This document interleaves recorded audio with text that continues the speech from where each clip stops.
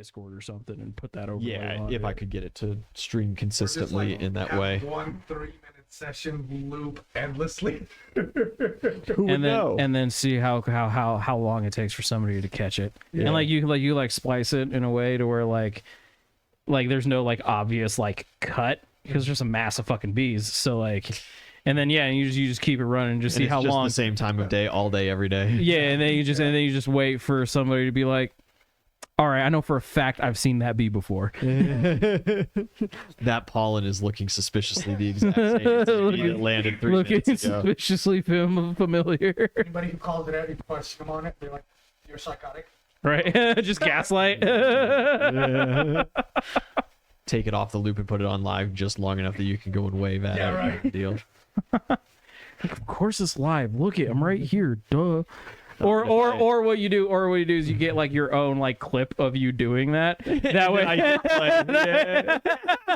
That would work perfect. Run the whole thing from my phone and Yeah. just hit play every now and then. That would work perfect. Oh man. Now, what I could do is that little blue laptop that I bought forever ago for typing my Dungeons and Dragons stuff. I could probably set that up over in the corner and just run. We've got tons of those little cheap ass webcams anymore still sitting around. Once I put the beehive right up the side of the house, it's just one window away, right? Just get the focus right and turn on the laptop. Wouldn't be able to run, super crazy often. You can do it. Welcome back to Man King, everybody. We're currently talking about the logistics of streaming bees. Fraud streaming bees. Yeah, or fraud streaming bees in Turks. minds. Joking about a lot of those streamers that do a lot of those other 24/7 things. We could call it like Sir Blitz's demise. He's the one that Sir was. Blitz's He was the one that was demise. Yeah, allergic he's to the one- bees. He's the one that's allergic to bees.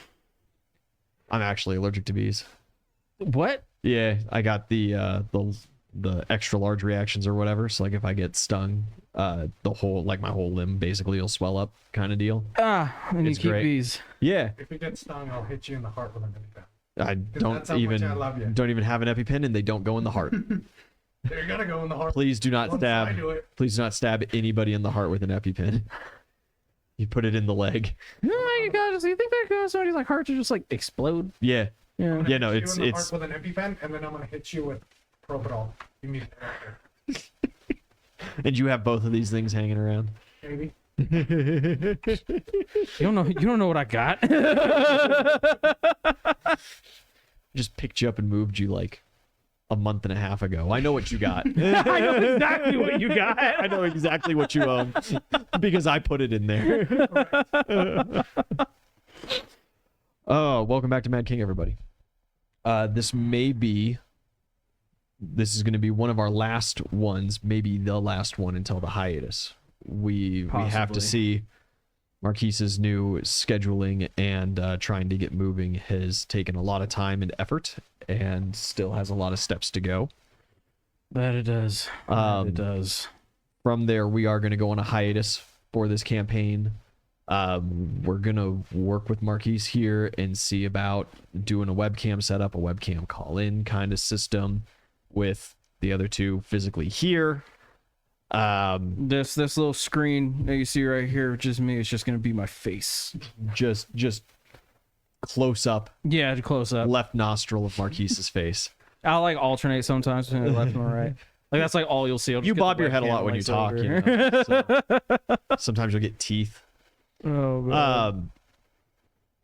But before we can promise that that's going to happen, Marquise has to move there, get his new work schedule, and make sure that it is conducive to Wednesdays 7 to 10 Mountain Time. Yeah, and we've kind of floated around the idea of like, if possible, because again, a lot of moving steps, but like if a different day would work out that like also works out for everybody else, like maybe switching it over there. It really just a lot of things are moving. We would like to including finish me. the campaign, but understandably, life happens. Depending on when you get there, how nutty things are, that's going to be kind of how we really set the length of this hiatus. Mhm. If it's going to be long, or if it's highly likely that we're going to have to try to switch days. Possibly then the Wednesday slot will be used for the new up-and-coming Dungeon Crawler Carl campaign. Read the books, check it out. It's super fun. It's loads of awesomeness. Just got with our artist. Newt's wife does all of our thumbnails for YouTube and our title art for our pre-streams. I don't know, man. Bree might be coming for her job. Yeah. That fucking Oozle and Rackdoodle, You like. just do pen and paper art, though. You don't do like web design stuff, do you? Nah. Yeah. That's not me. Yeah. we can take. And we'll just take a just- picture of He it. gets it. He gets it. I don't compete with technology. Sorry. I don't compete with technology. You're gonna not compete at all then in the near future. Tech is taking over everything. Oh, thank God. I could just go out into the pasture and It's okay. I'm gonna Get destroy. eaten alive by mosquitoes. forever sleep. I'm gonna destroy Skynet so you can do your job. What the fuck is Sky? You ever seen Terminator? No. Honestly, Are you no. fucking- Whoa. We're gonna have to do a movie night.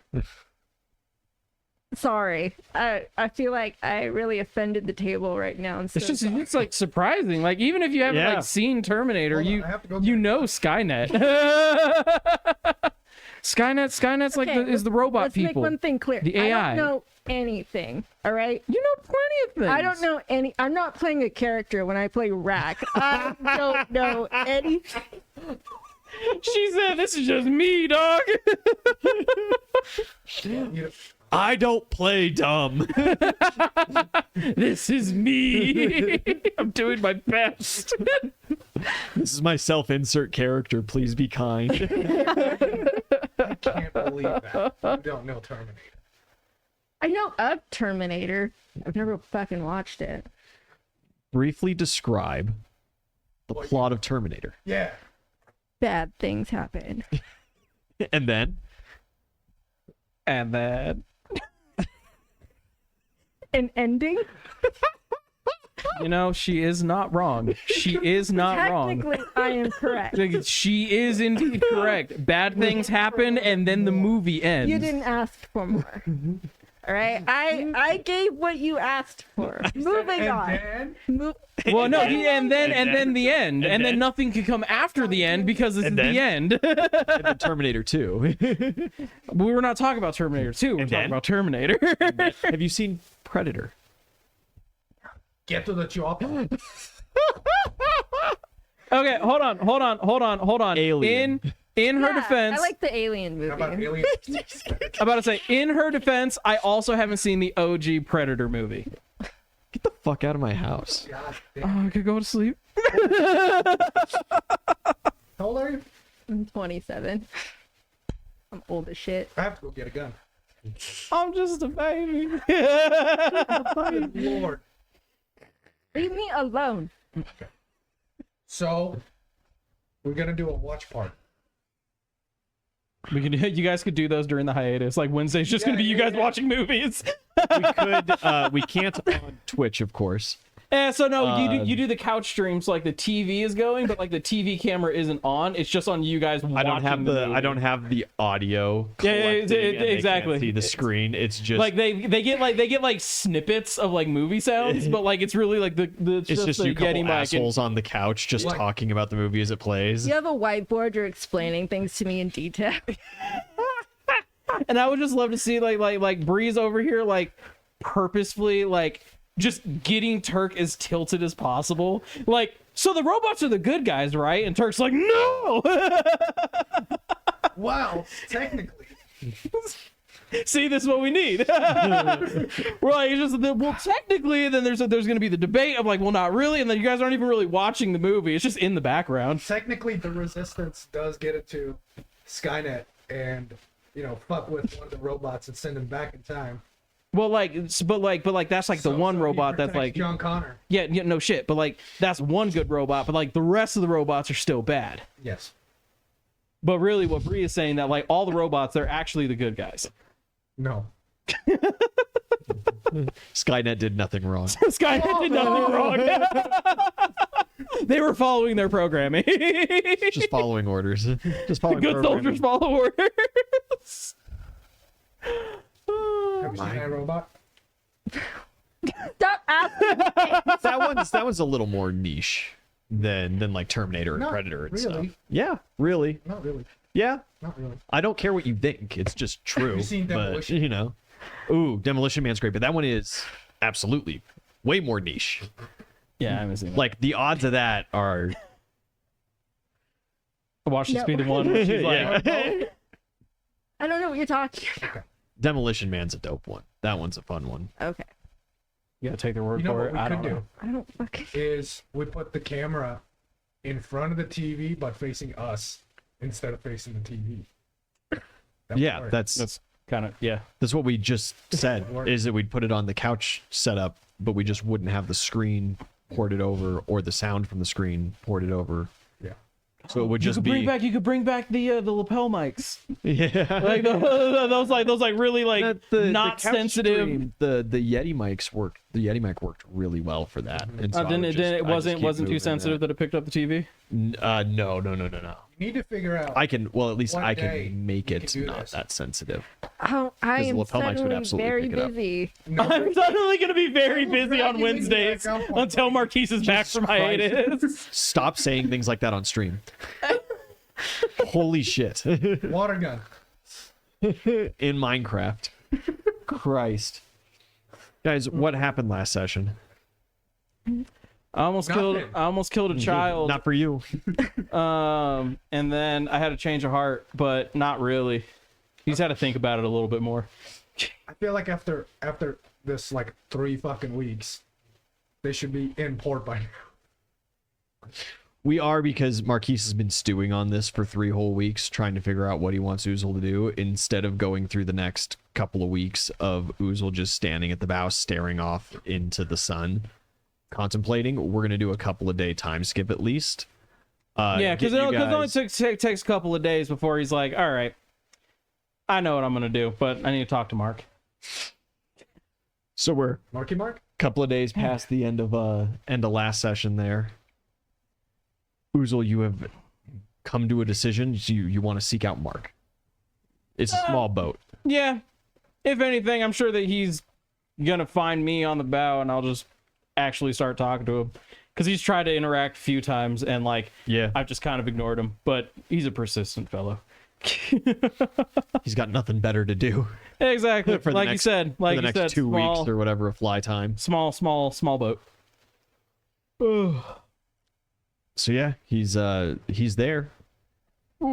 He's not going to try to talk to you, but you know, every day Yeah, I he know. just kind of goes, sets up shop, reads a book. I'll like, hold on, I have to become a person for a second. Okay. I'm gonna wave mark over. The moss falls off of me. Yeah. You're just soaked with days worth of morning dew and sweat. Yeah. He walks up and you need a shower. They have showers. It's a magical flying boat. I would say we have All right, like All right. something. they have buckets of water that they can heat up and pour over themselves. Who needs a soap? hot shower? Yeah, Okay. We're not animals. brother. They have a magical flying ship. But soap But soap is like, soap was are you sure that you would have that with you? soap was off the menu. Well, India doesn't. Oh god. They do though. Turk just knock They it off. absolutely do. And just like Oozle, they don't use it. Hey, fuck off, all right? Oozle is a very well-kept man. Except for when he stands for 4 days straight Except on for when the he's a bow of a boat. orc. Oh, God. Half orc, you fucker. The orc half is the half he likes. Oh, God. Okay. Be a person. Okay. So I'm going to wave Mark over. Yeah, I don't know and- how you're going to start this conversation. You got to, like, talk. Yeah.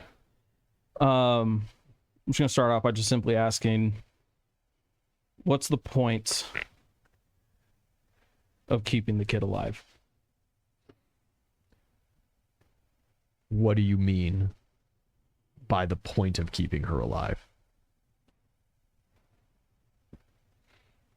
if this child is to live, what would be the life that she would lead? She either is going to be set free and then systematically watch her whole family die while she was spared. And at that point, she, tries to live a normal life, plagued by the survivor's guilt of knowing that she was spared, while also living in fear that at any point I would change my mind and come for her. Or she is set free, and as her family dies by my hands, she then lives a life of hatred and vengeance like you and I are. Or, well, at that point, then, as she becomes older, sets off on a quest of vengeance, which would be within her right, just to die along the way anyways, whether it's on the quest or at the end. Or she's not set free and she lives as a prisoner for the rest of her life, knowing that she'll never be free again and wither away under the rule of the man responsible for the slaughtering of her family. So you're telling me that you and I should kill ourselves? Because a life of vengeance that you're just going to die along the way isn't a life worth living. Would that be better than a death before that life starts?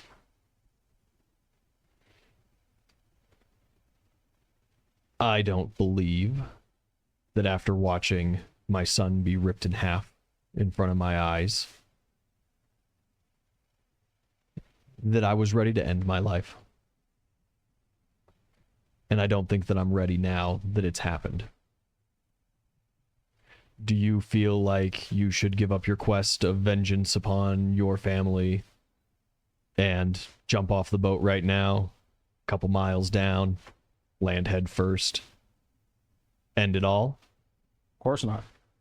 Do you feel like if you came up to younger you 2-3 years ago and said, you might as well just put one in the top of your skull, you know? Would you have taken that advice? No. So that argument's out the line. She's got a right to live a life of vengeance. And you seem extremely confident that she's not going to succeed in her life of vengeance, right? My question to you is... before... No. Hold on now. You made 3 points. I get to make 3 questions. So you've said that one's a life worth living. Should all of the men being held little more than slaves in the Huntress territories just go on ahead and slit their own throats?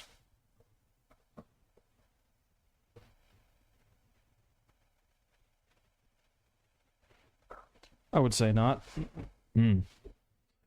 What about when Issa's tribe conquers another tribe? Say they go and find the fighting walruses.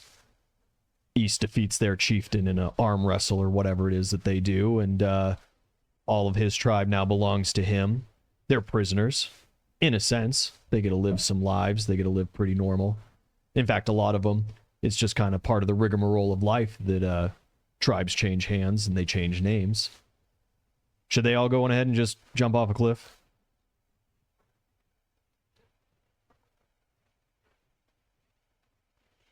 I would say not.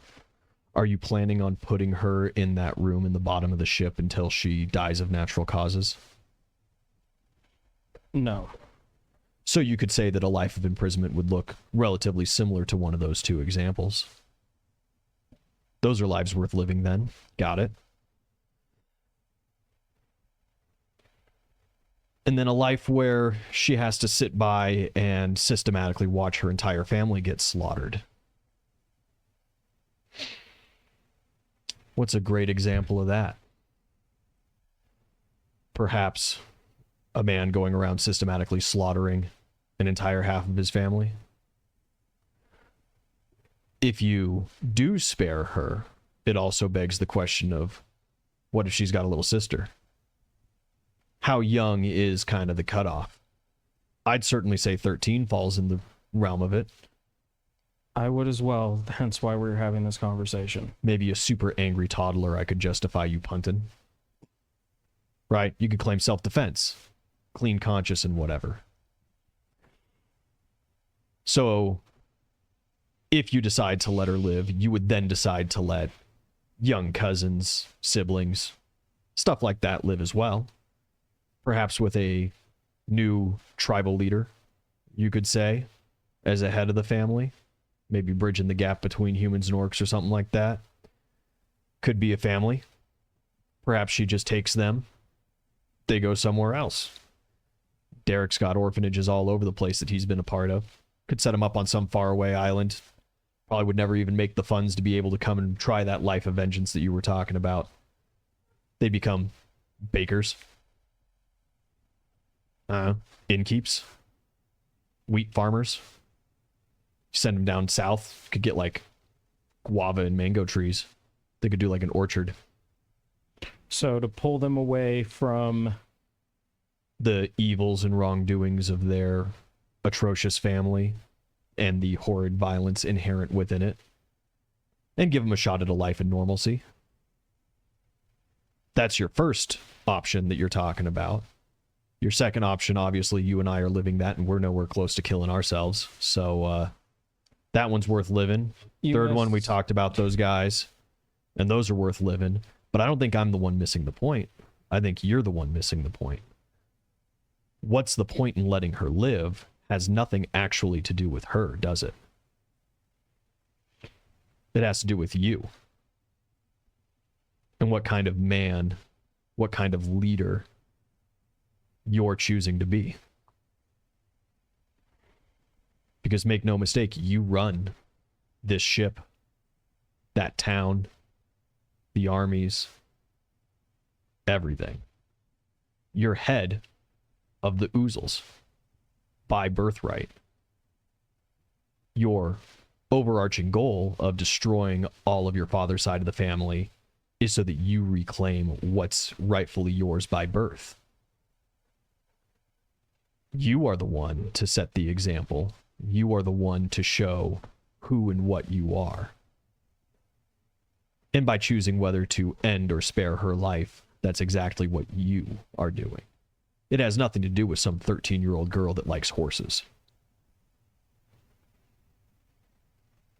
The exact same as if she was a 5-year-old kid barely learning her letters, or a baby in a crib, or an angsty 16-year-old with a bad haircut and daddy issues. The line is drawn where you decide it is.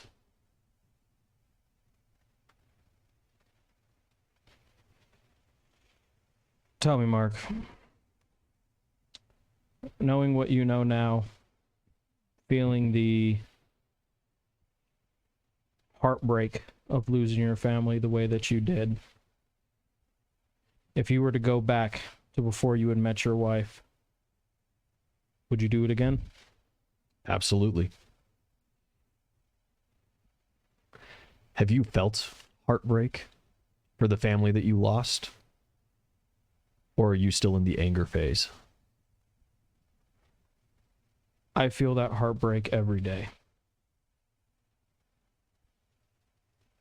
You cannot go back and change it, same as I cannot go back and change it. What would you change? I'll be honest, Mark, I preferred when I felt nothing. It was easier that way. Hmm.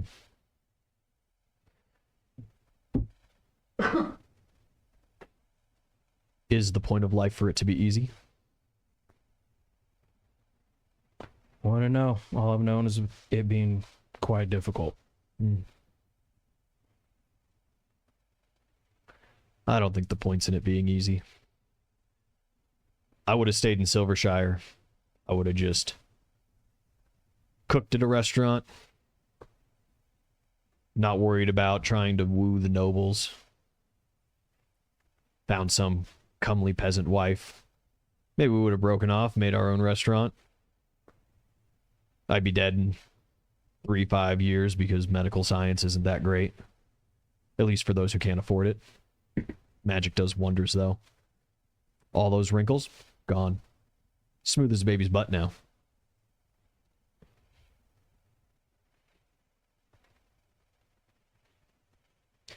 She can't go back and change who her family is. I can't go back and change who my family is. You can't go back and change who your family is. Brack can't go back and change who her family is. Does that inherently mean that our lives are worth ending? Or that we are bound to the actions of our forefathers? It's not a matter of the life worth living. Correct. It is a matter of, would it not be a twisted kind of mercy to not have her go through those struggles, to live those lives? Sure. I get that argument. Which then means that you're already a terrible person. And you've already made the wrong decision in letting Adara live. When her peasant family, destitute and poor, brought that poor, blinding girl to your doorstep, begged you to take her, and then ran off, never to be seen again with the coin you provided. What a tragedy. What a terrible thing, growing up as a poor, blind peasant, forced with a magical talent that you don't understand or realistically want. Should have just put that mace right in her dome piece right then. You dick.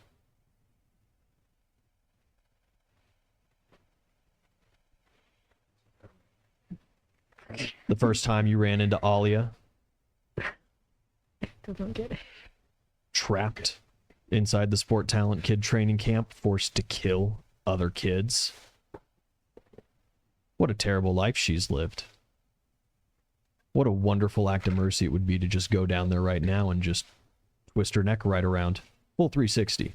Make it clean, of course. You don't want to be an asshole by letting her continue to live and have self-determination. Your dad ought to just have put you in the grave the day you were born. What a terrible thing being born a destitute noble, shamed and ran out of your house. Forced to fight in the military. Out of all the things you've said, Mark, that's the only one I agree with. And yet, here you are, unalived. Well, my dad was a dick, so that out of all the examples, that one, he was a dick. Yeah. And he let me live, so yeah. So are you going to play this as you're giving her the mercy your father would not give you?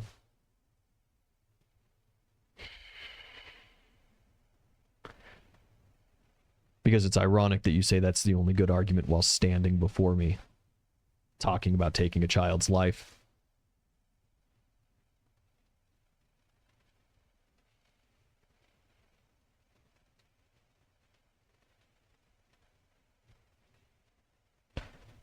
Very well, Mark. You have made good points. Thank you.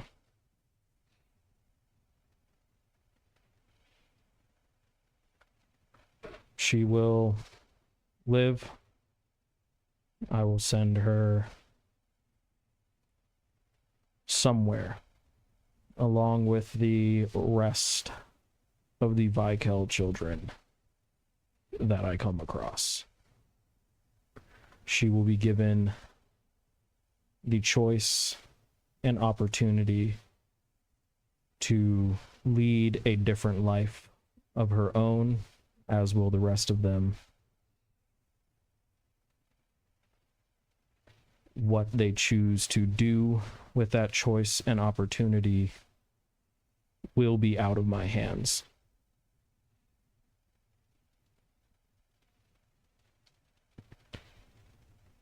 However, if they choose not to take that chance and opportunity, and they choose to instead return to the family to join in the efforts against me, that decision will then be out of my hands as well.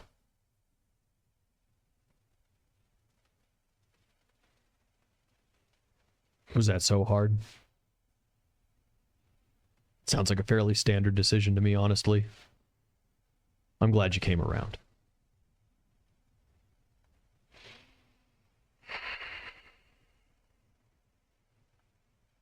She'd be proud of you. I'd hope so. I'm going to let her get some fresh air now, then. Very well. Make Don't sure worry. she doesn't fly off. She's been disarmed. She has wings. We're on a flying ship. Put her on a leash or something. And I'm going to go into the captain's quarters. I need to look at the map. Okay? Figure out where the fuck I'm going to exile these children to. Pirate Isles, that just seems rough.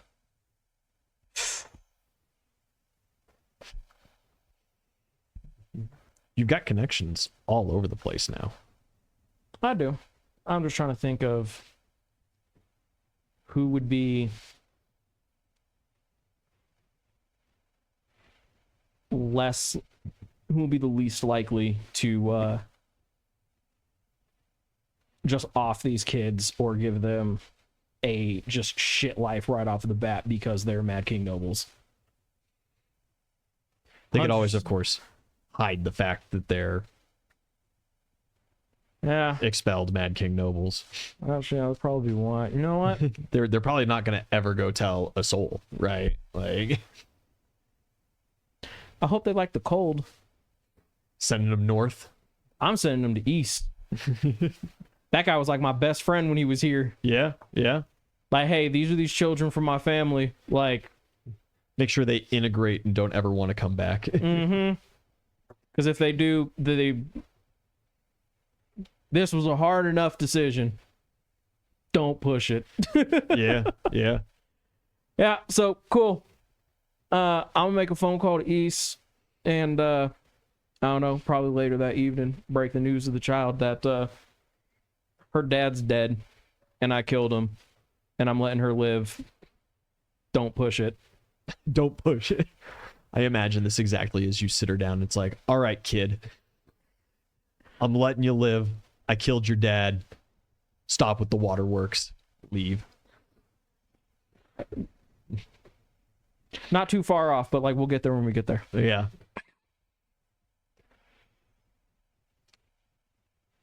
Rack, what have you been up to the last couple of days that Ouzel's been deliberating? Hanging out with Sophia, training Pebble some more, Yeah, just for fun. yeah. He's doing good. Pebble's fetch skills are working out pretty nice. Forgot that's what you were doing. What else am I gonna do on a ship? This is like your, problems, all right? Your problem. You're angsting over there, and I'm trying to train my chicken, okay? Rack already knew what decision to make. She hasn't been sweating the last couple of days. Yeah, Mark comes down and informs you that Ouzel has stuck with the right decision. Oh, good. I'm really glad we're not killing children. Like, She's like, what? go back to playing, whatever. Fuck, you threw me off. Like, morally, I'm down for it.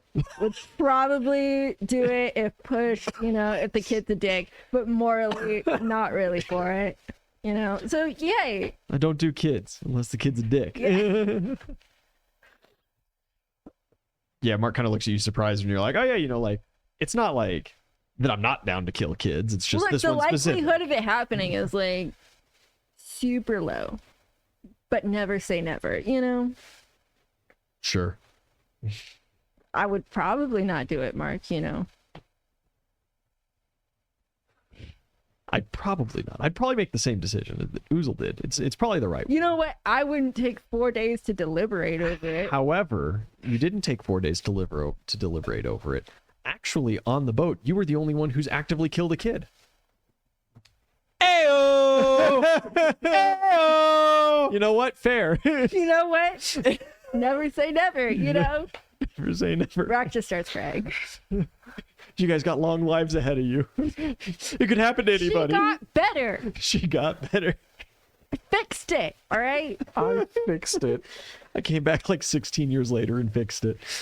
Sorry, I didn't have access to what, a fucking lich? What is daddy again? I don't A even lich. remember. Yeah, I didn't have access to a lich when I was a child, so sorry. She would have fixed it right then and there if she did. Any deal would have been signed at that point. A couple of days pass.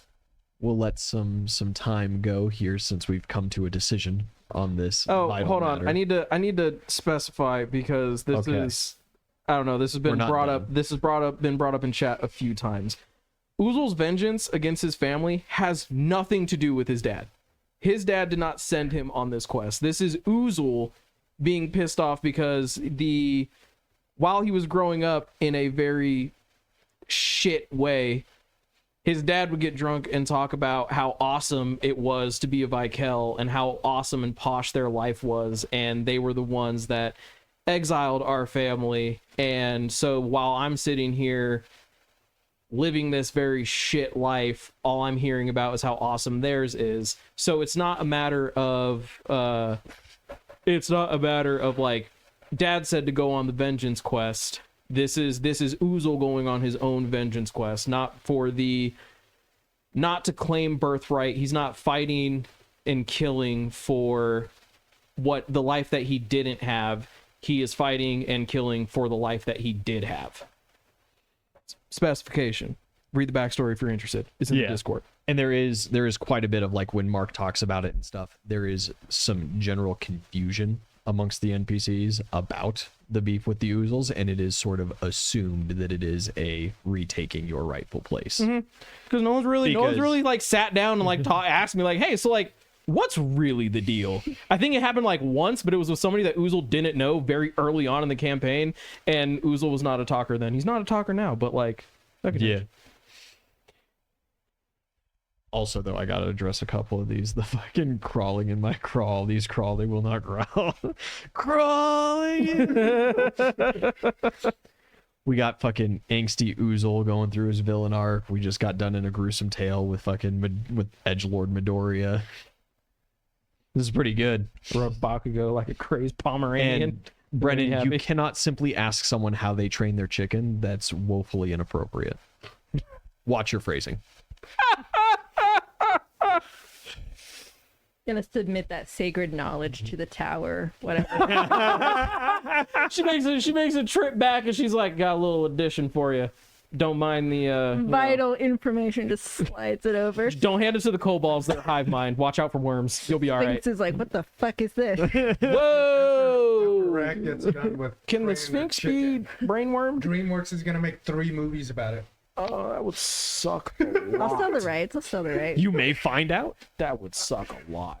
Because so far you have stopped 0 people besides yourself from being brainwormed. Well, yeah, it was because I was the only one that like I saw it happening too, and I saw it in fucking 4K, dog. Brainwormed like Baldur's Gate brainwormed, or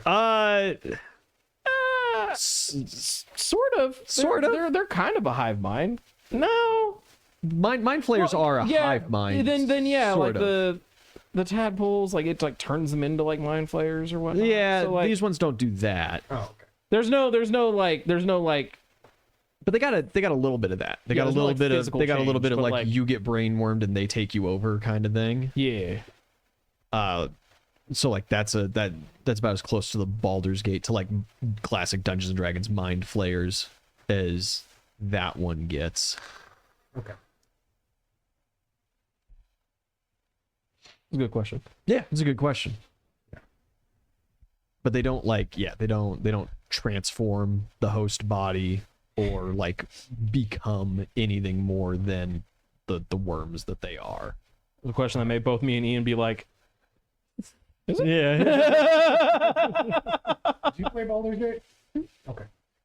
Yeah, and of course, there's always those huge problems when you do original campaigns because it's like, you're using kobolds straight out of Pathfinder lore, like bog standard as they're supposed to be, but then you start tweaking them and then it's like, how close to a Pathfinder kobold is Grugnug, Because he's not. Rest in pieces. Rest in pieces, Grugnug. Many little toasted pieces. You are missed.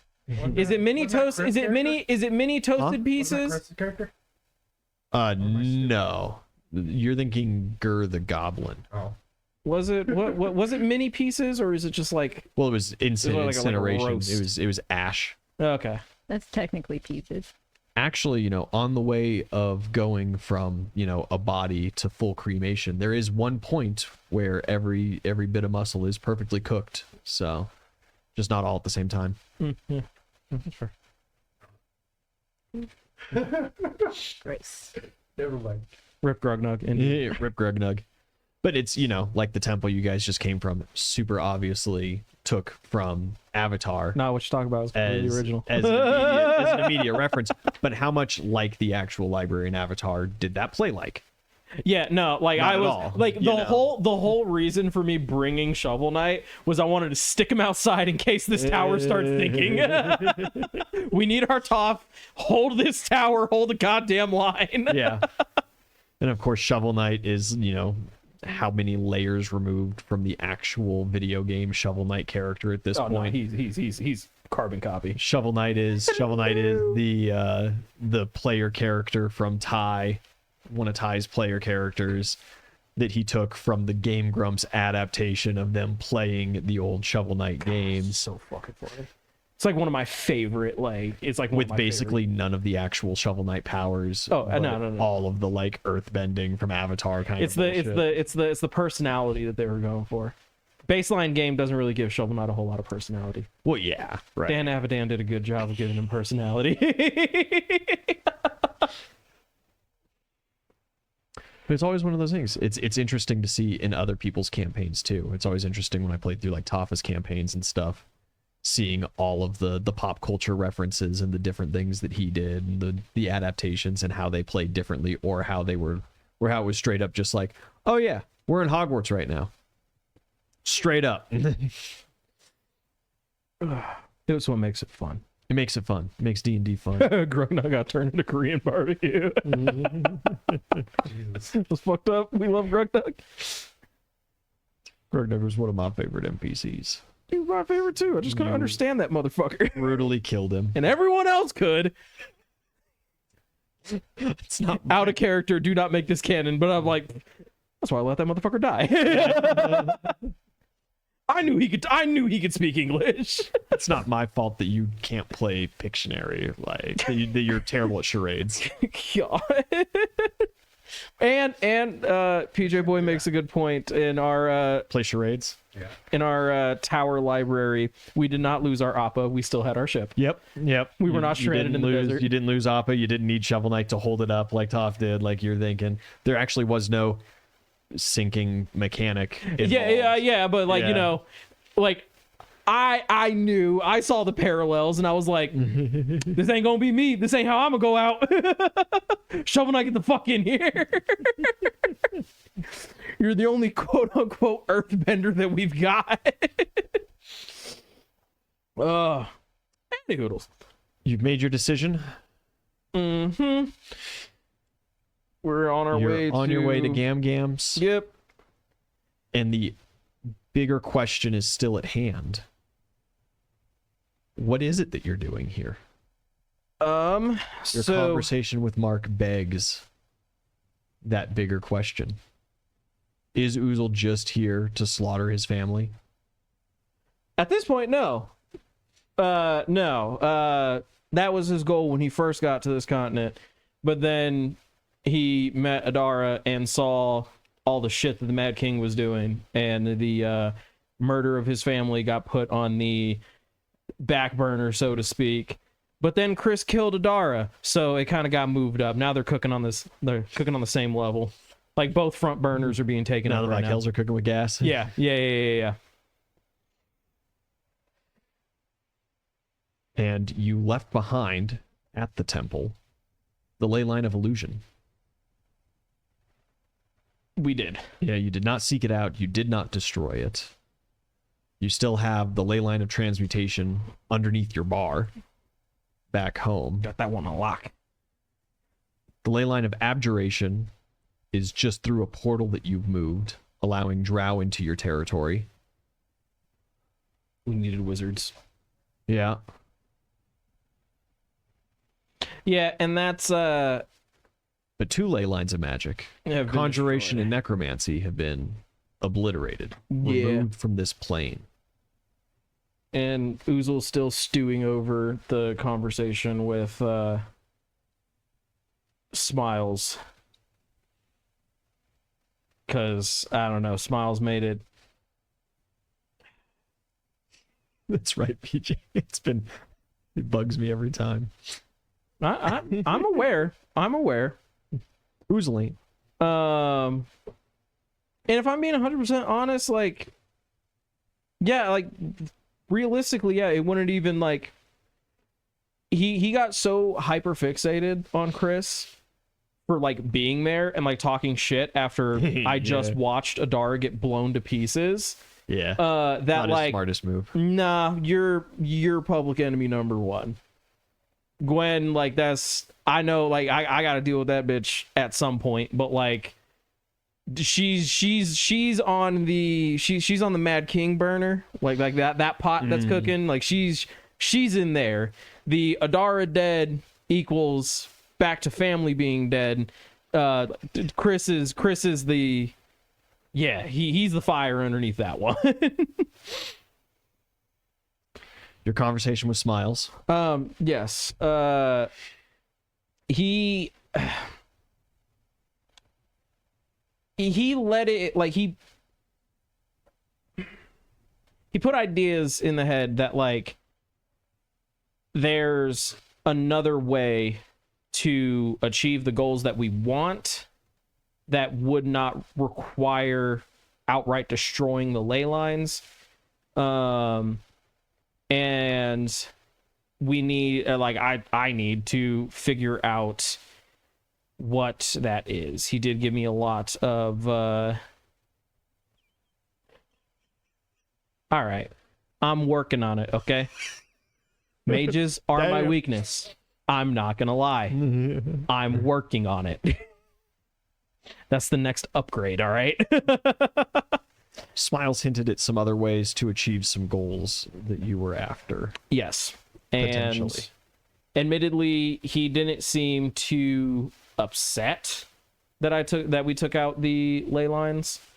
But he kind of was like, before you take out the rest, like, really think about it. Like, think about, like, all of the problems then that would cause and all of that. So instead of, because essentially, like, for just a recap for anybody who doesn't know, including Turk, these ley lines, these ley lines being present in this world, are causing destabilizations. Now, the running theory is that the Baron is the one that put these ley lines here and is causing all of this fuckery. And these ley lines being unstable in future generations. I forgot the timeline that we were given by the Tree Man. eventually, like, these ley lines being unstable in this world where they're not supposed to be is just going to cause the world to explode, basically. So the initial idea, like, the easy answer is like, okay, we destroy all of these ley lines, get rid of magic completely in this world, but then you have to sit here and deal with, like, the fallout of everything that comes from that. So now the idea is figure out a way to stabilize said ley lines so that it doesn't destroy the world. How do you stabilize? That's what we need to figure out. There's a huge part of that I'm not sure if you're breezing over purposefully or not. There has been a direct kind of telling you, as direct as Smiles gets, on how you can stabilize those.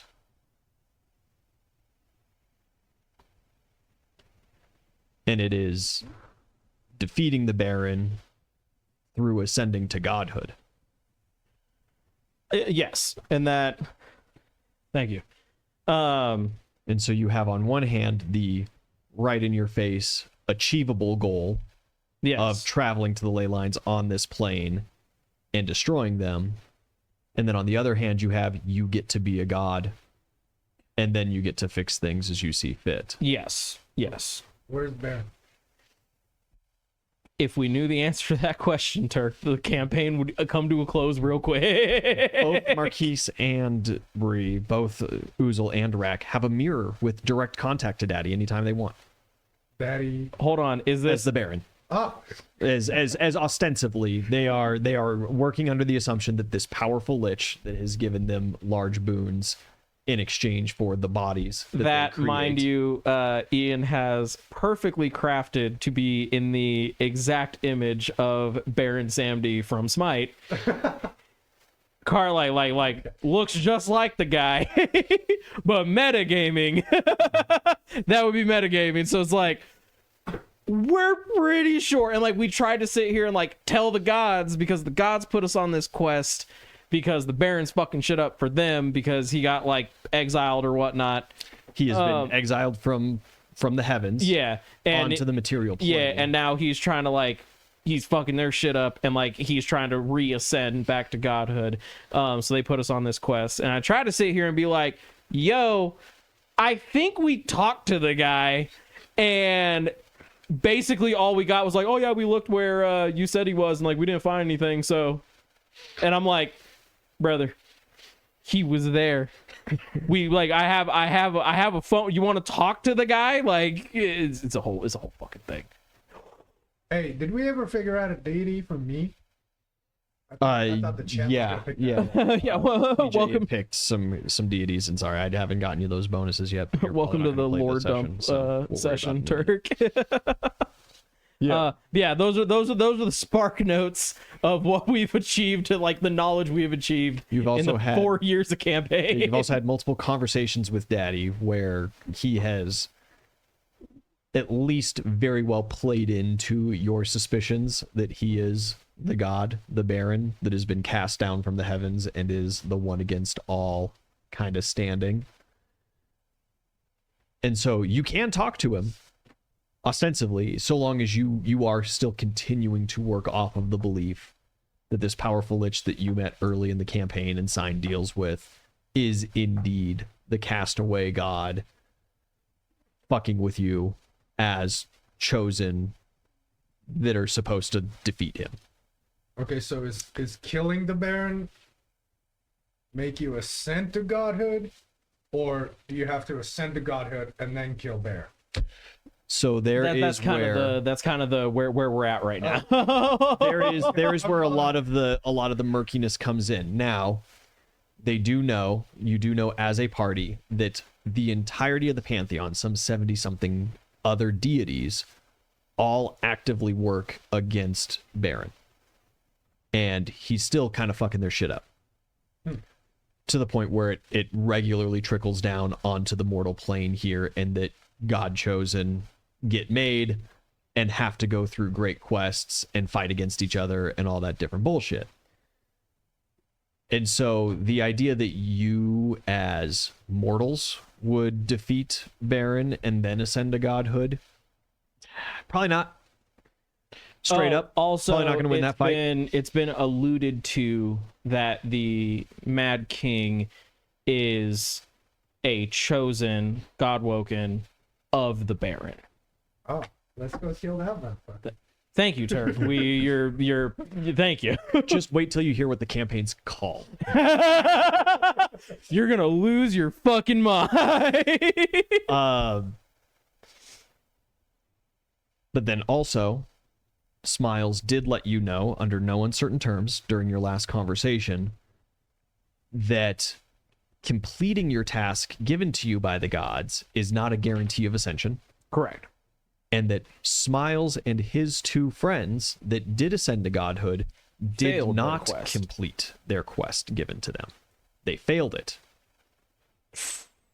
Technically, they succeeded, as now the Lord Dragon is reborn once again, but they had ascended to godhood a couple thousand years before that quest got completed, you know?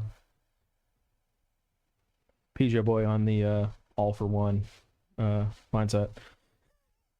All my friends that I have, I'm just like, hey yo, sorry about this. Yeah. Smiles did tell you that under like no uncertain terms, he is not, like, he is barred, physically cannot tell you how he ascended to godhood. Yeah, and my Oozle mimic dude was He doesn't trying to tell him. figure that out. Yeah. You just write it down on a piece of paper. Nope. I'm pretty sure that's a loophole that will not work. There for the gods. are gods of trickery much older than Smiles in this campaign, and they've got the deal sealed. You know, the contract is tight.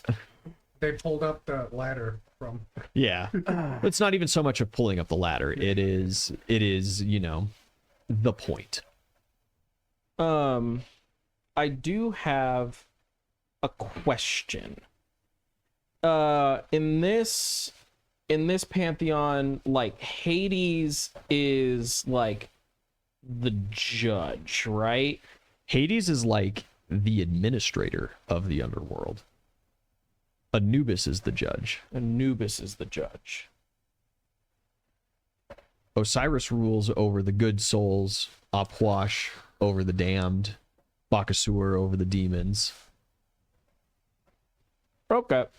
It is strange, convoluted, and complex in their relationships with each other. That's fine. I don't know why I just fucking thought about this. Mm-hmm. I need to have a conversation with either Hades or Anubis. We've talked with Hades before, Yeah. so we haven't talked to Anubis. So, Were you gonna call him up on his cell phone? motherfucker, maybe you should have watched a couple of fucking Mad King streams before you jumped into the fucking session. Oh. We're all gung-ho and ready to go. I know you are. We have ways to talk to the fucking gods. Now, I haven't even read Dungeon Crawler Carl. Say that 3 times. yeah, keep going. Try it. No.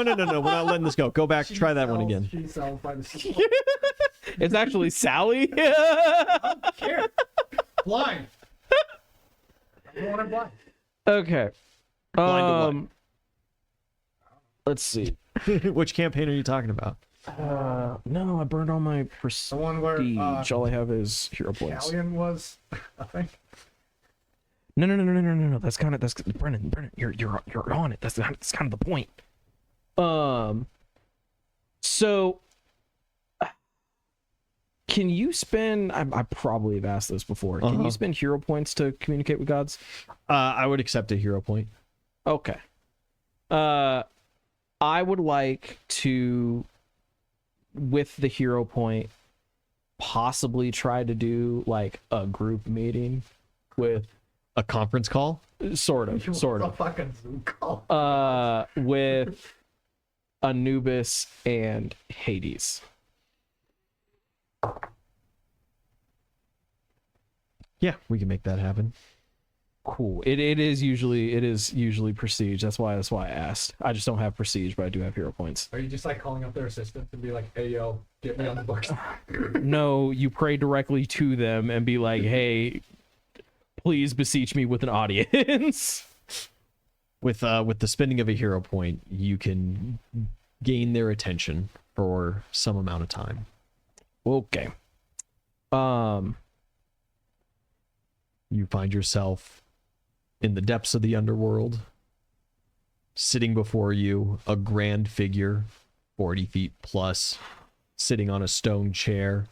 Usually they get small when they talk to us. When they're big, it's scary. A helmet with no face visible beneath, just sheer blackness What is it, inside, Percy Jackson? sits before you. I know it's going to come as a shock to you, Turk, but Percy Jackson was not the first piece of literature to document Hades as an individual. As a matter of fact, Hades goes all the way back to this place called Ancient Greece. You fucking cunt.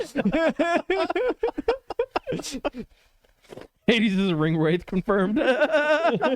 Yeah, kind of that look to him. Hades just a Nazgul. Hades' helmet, like by lore, super fucking simple.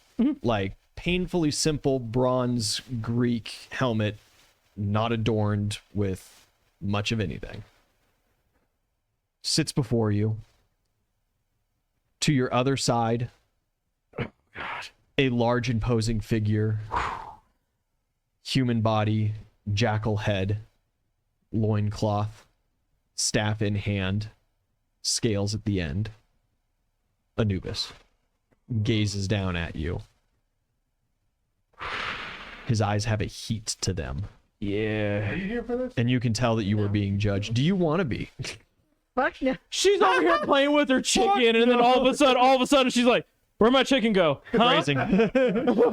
Everything's dark, and then she just looks up and, "Oh, fuck." Hell no. Keep me out of this. Phrasing. Give me the spark notes later. Give me the spark notes later. Come run downstairs and catch me up when you're back. They both sit. Well, Hades sits, Anubis stands silently before you. All right. Time to be real fucking humble. You've had problems with that in front of gods before. I have, and if you've noticed, Oozle has learned from those mistakes. Except with John. Fuck that guy. Guy's a fucking prick. He showed up asking him all these questions. Like, what do you ask me all these fucking questions for, nerd? Get out of my face. Who are you? Yeah, just fucking asshole. You like jazz? No. Great lords of the underworld, I beseech you with a request to assist our group in righting a great error that we made early on in our quest.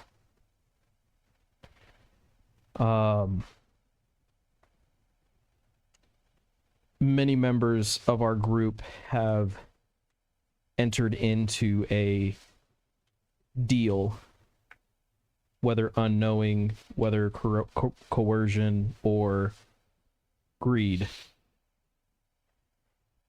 We have made a deal with a lich that we now believe to be the one that we are quest to defeat. That you are quest to defeat. We have not, through our means, been able to discover a way to break this contract, this deal. And I beseech you for assistance in the matter to restore the balance of the things that should be. There is a chill that radiates through this chamber that you find yourself in. Yeah. And a cold dark voice comes from Hades, unmoving in his chair. Speak of this deal. The deal was, in simple terms, any beings that were slain by the group or those affiliated with the group, the souls and body were then property of this being. There is a small lick of blue flame that kind of leaps out from Hades' helmet for a brief moment. Really? Okay. Brother, are you okay? Turk out here making connections that, like, Yeah. Turk playing 4D chess right now. Somewhere, man. Apparently. I'm cool. Okay, there it is. No, because in that, when he freaks out, the normal blue flame of his hair turns the red yellow. No, And then he Opwash does not cools like it back to blue. Opwash Right. does not like us at all. No. Yeah, no. Yeah, you should. No, we're on bad terms with Opwash. Probably should put Upwash on there. I turned his Balrog into a fish. He's kind of pissed. You know how much of a deal that was that he had to make with Bakasur to get that? Like, Yeah, he's kind of pissed. terrible. And Terrible. I did it for a meme. I didn't even have to. We could have just run. Yeah. But I thought it'd be all funny. you had to And do Smiles was, all was you had there. to do was walk out. Yeah, but Smiles was there, and I thought it'd be funny.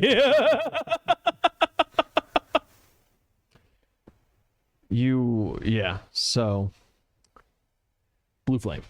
yep, the blue flame licks out. Anubis bends down towards you. Do you make eye contact? No. You just supplicated. Oh yeah. Okay. I'm coming for like this is like, we need assistance. Like, we're basically at your mercy. This is as humble as Oozle gets. Yeah.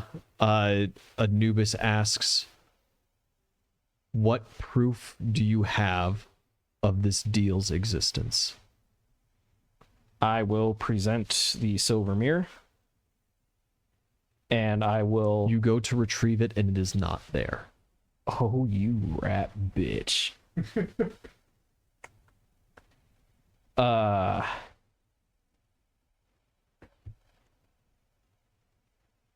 Because we don't have copies of the contract, but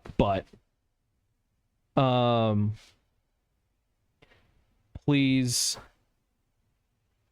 look into my soul. The deal was signed in blood. There should be a connection that you can see. Then meet my gaze. Oh, fuck. I'll look at him. You lock eyes with Anubis. Your life flashes before your eyes, but not as if you are living it. Every scene played out, you find yourself standing just on the precipice, gazing in, and you feel the weight of judgment on every decision. Oh, no. Oozle was a bad guy before he got here. Everything that you've ever done, every meal you've eaten, every shit you've taken, every piece of litter that you left on a street corner. Oof.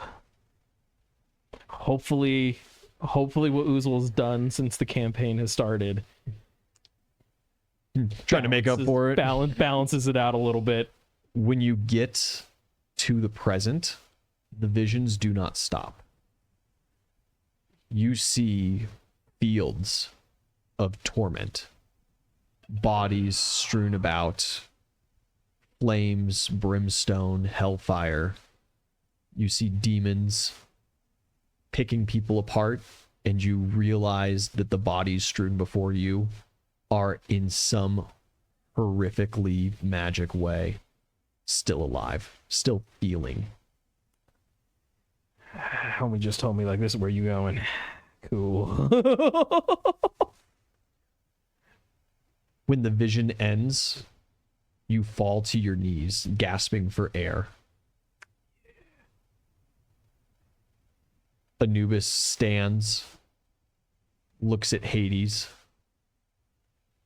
and from his unmoving figure, Hades says, "There are powerful magics intertwined in you. Multiple gods have chosen you for your purpose, and we see the meddling of another. He remains hidden from us." Is this the one that we've been fighting against? Yes. Fucking knew it. Can you God damn it. can you help us break this deal?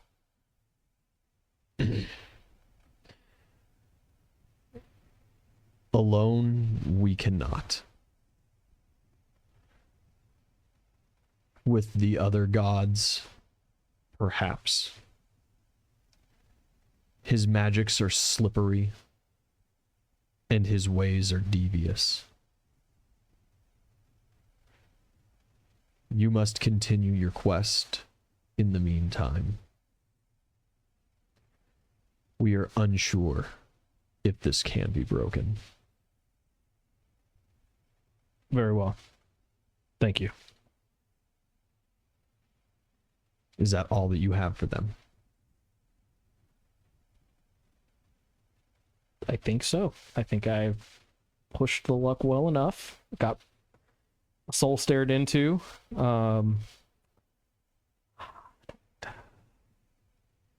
They already let them know that, like, hey, this was where we saw the guy, but you sent your guys and he wasn't there anymore. He's been hiding from them for who knows how long, right? He's pretty good at it at this point. Let's see. What, you didn't get an attorney to look over your contract? I can't make them all red herrings, otherwise nobody will believe me on anything. And in my defense, since the start, I was like, this is the guy. And everyone's like, oh, no. And I'm like, no, this is the guy. No. He's just a happy little guy. He gave me an arm back. And I'm like, this is the guy. I mean, to be fair, I believed it. I just didn't really care. Damn. Do you find yourself caring now? Well, she's not a part of this. She doesn't know. Yeah, not yet. I haven't gotten the spark notes yet, no. Technically, this Oozle's just gonna like slap her upside the head when he sees her. Yeah. You leave their council. Yep. When you come back to on the ship, there is a pristine goose feather, like a chest plumage, soft, almost part of the down, sitting in front of you. I'm gonna give a knowledge religion roll because I don't know what that means. Yeah. The knowledge religion roll would be great. Holy shit, that thing lights up. Dude does. He's got his own little case of light up dice. It's fucking great. I got a Secret Santa gift. I love it. That is gonna be. Jesus Christ. That's gonna be an 18. 18. Do either of you two know Egyptian lore?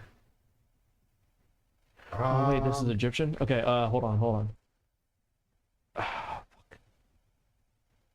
Anubis is Egyptian. Yes. Did you not? The feather versus the soul.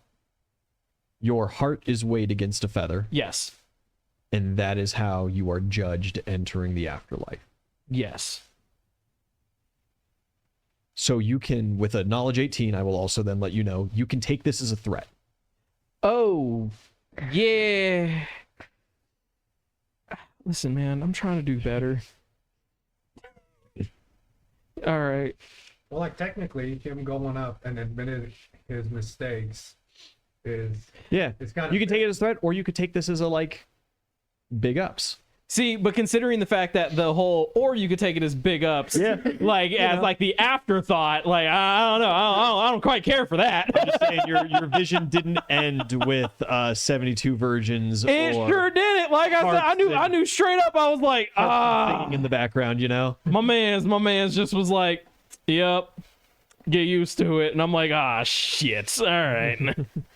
Yep, that tracks. Yeah, I'll take that as a threat. And just in what is it, A Christmas Story or whatever with Scrooge, your future is not set, but you are judged to the present. Yeah, I know. Okay. Again, hopefully the good I do outweighs the bad. Because You've repented. there's a For your lot mistakes. of You bad. didn't kill a child, so you know you're on your way up. What do you mean, Brennan, by Daddy let them go to save his skin? Did he? All right, we've got. Technically, this fellow's not under contract. Yep. Yeah, you're not under contract. But you are part of the party now, so I'll be it still trying. applies. Almost. Almost part of the party. Yeah, we Hurry gotta up. fucking get there. Get there. All right, Let's go to port. It's not my fault that you made yourself like absolutely hate orcs as well, because they're going into orc territory right now to finish this this side quest. I never said hate orcs. that look says otherwise. It's like this, it's like couch racism. Yeah. So would you find yourself deep in orc territory working with or for them? We'll see. I don't know yet. I think the answer is no. From my understanding of your character as you have laid him out, the answer would be a resounding no. No. This is metagame. And I don't know. And I don't know if you realize. But I am the DM. I am the meta. I am the meta. Oh my god. And when making this character, did you realize that your pretty much boss is an orc? That Who's my boss? your two party members are both half orcs. Correct. Yeah. He does. I told him. Okay, all right. We'll see how this plays out. I'm down. Hold on. What the fuck you mean, boss? All right.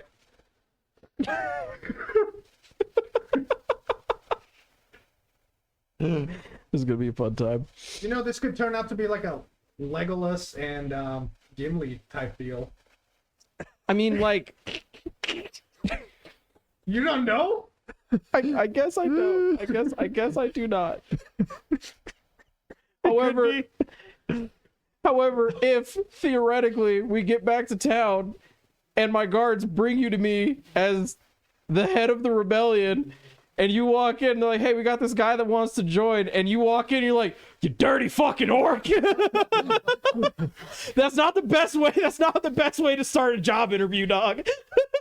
Tusk servant, please go on ahead and get your boss for me. I'm so down to see how this plays out. I'm so excited. No, the fellowship needs to come into play. Motherfucker, we are the fellowship. You're the late addition.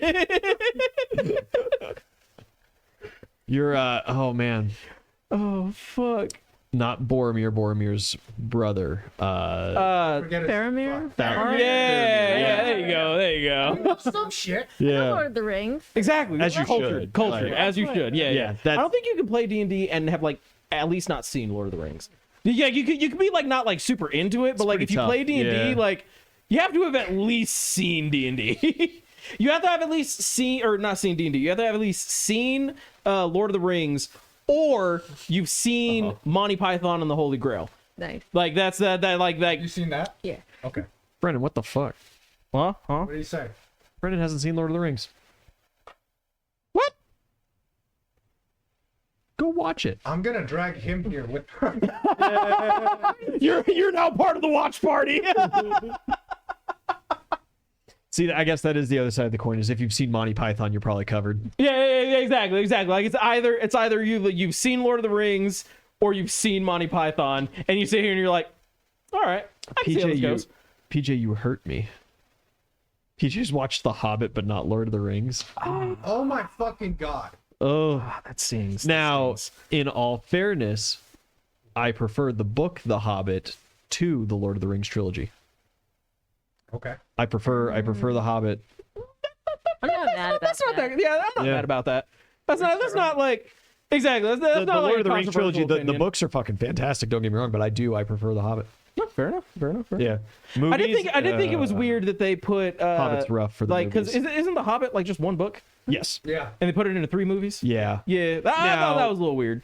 In their defense, it is certainly a long enough book that they've got 3 movies worth of content. Yeah, out and of like it. I guess realistically, I'd be more down to they do.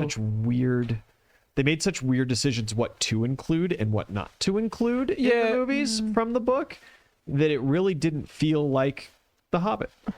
Yeah, and like I say here because like there's definitely plenty of movies that like I would have much rathered they just like split up into multiple movies similar to what they did in The Hobbit instead of like rushing through this like really long ass book Yeah. and putting it into a fucking hour and a half long God, movie. yeah, if you- Like There's no possible way that you could Like the make fucking an Aragon hour and a movie? half. ooh, don't get me started on that shit. That was I fucking love those books. And the movie came out and I was like, oh dude, fucking love these books. And then that was a tragedy. And then you found out you weren't 13 anymore. That was a fucking tragedy.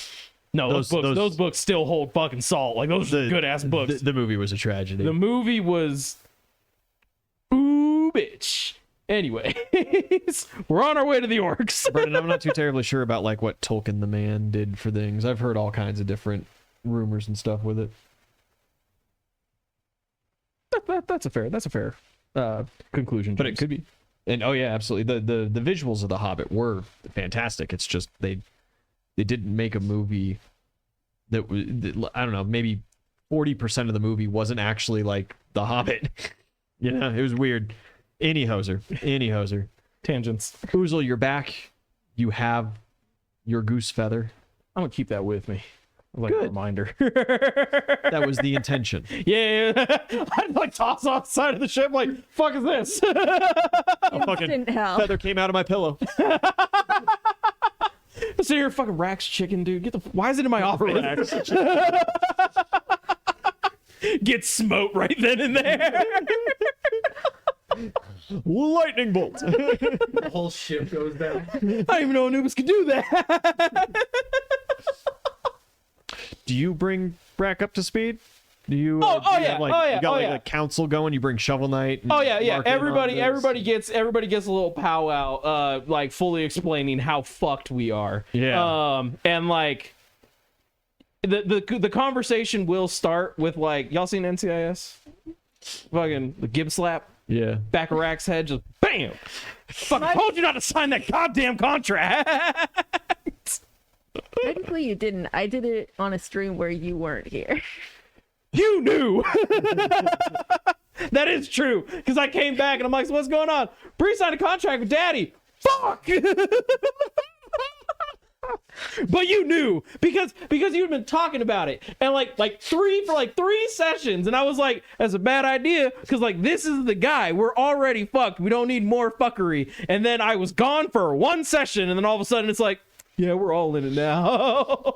So yes, starts with a slap upside the head, and then a full explanation of what's going on. I like that we're seeing the culmination of when Oozle signed that contract and then finally figured out that you signed it under completely false pretenses. Mm-hmm. And it was that was my longest con in D&D history. Mm-hmm. That was top tier. Now you are finally coming to light of the longest trap that I've ever set in D&D history. Is it though? Because like from the get-go, I was like, this is it. This is the guy. I played Smite before. This is the guy. Yeah. And y'all all signed the contract. Right? Yep. Not yet. I might get you. Yeah. You're coming in late enough in the campaign, though, that like the meta knowledge that will come on to you will make you more resistant. I might get you. Okay. Don't sign any contracts. If anybody's like, hey, sign this for me right quick. Don't sign any contracts in your own blood Excuse me, handed I'm to gonna you have to by take a this to my attorney. crazed lich that kind of Give claims me to be a 24 god. hours to return to you. Yeah.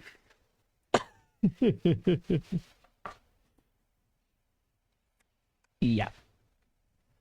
Yeah, this is now the like full realization that you're actively standing on a landmine. You've heard the click. It just hasn't gone off quite yet. And you're not sure, right? how that works. Is this a well, no, but it's how it works in the movies. Yeah. And like Is this going to take your foot, or is this going to take your whole goddamn squad? You know? yeah, and again, like it's kind of one of those things that like deep down Uzo knew the whole time, and now it's just been confirmed. Like he knew that like everybody's been standing on this landmine, but it kind of it is what it is. You got to figure out how to not blow up, and now it's just been like the gods are like, hey, that's a landmine, and it's like, yeah, I'm aware. Thanks, asshole.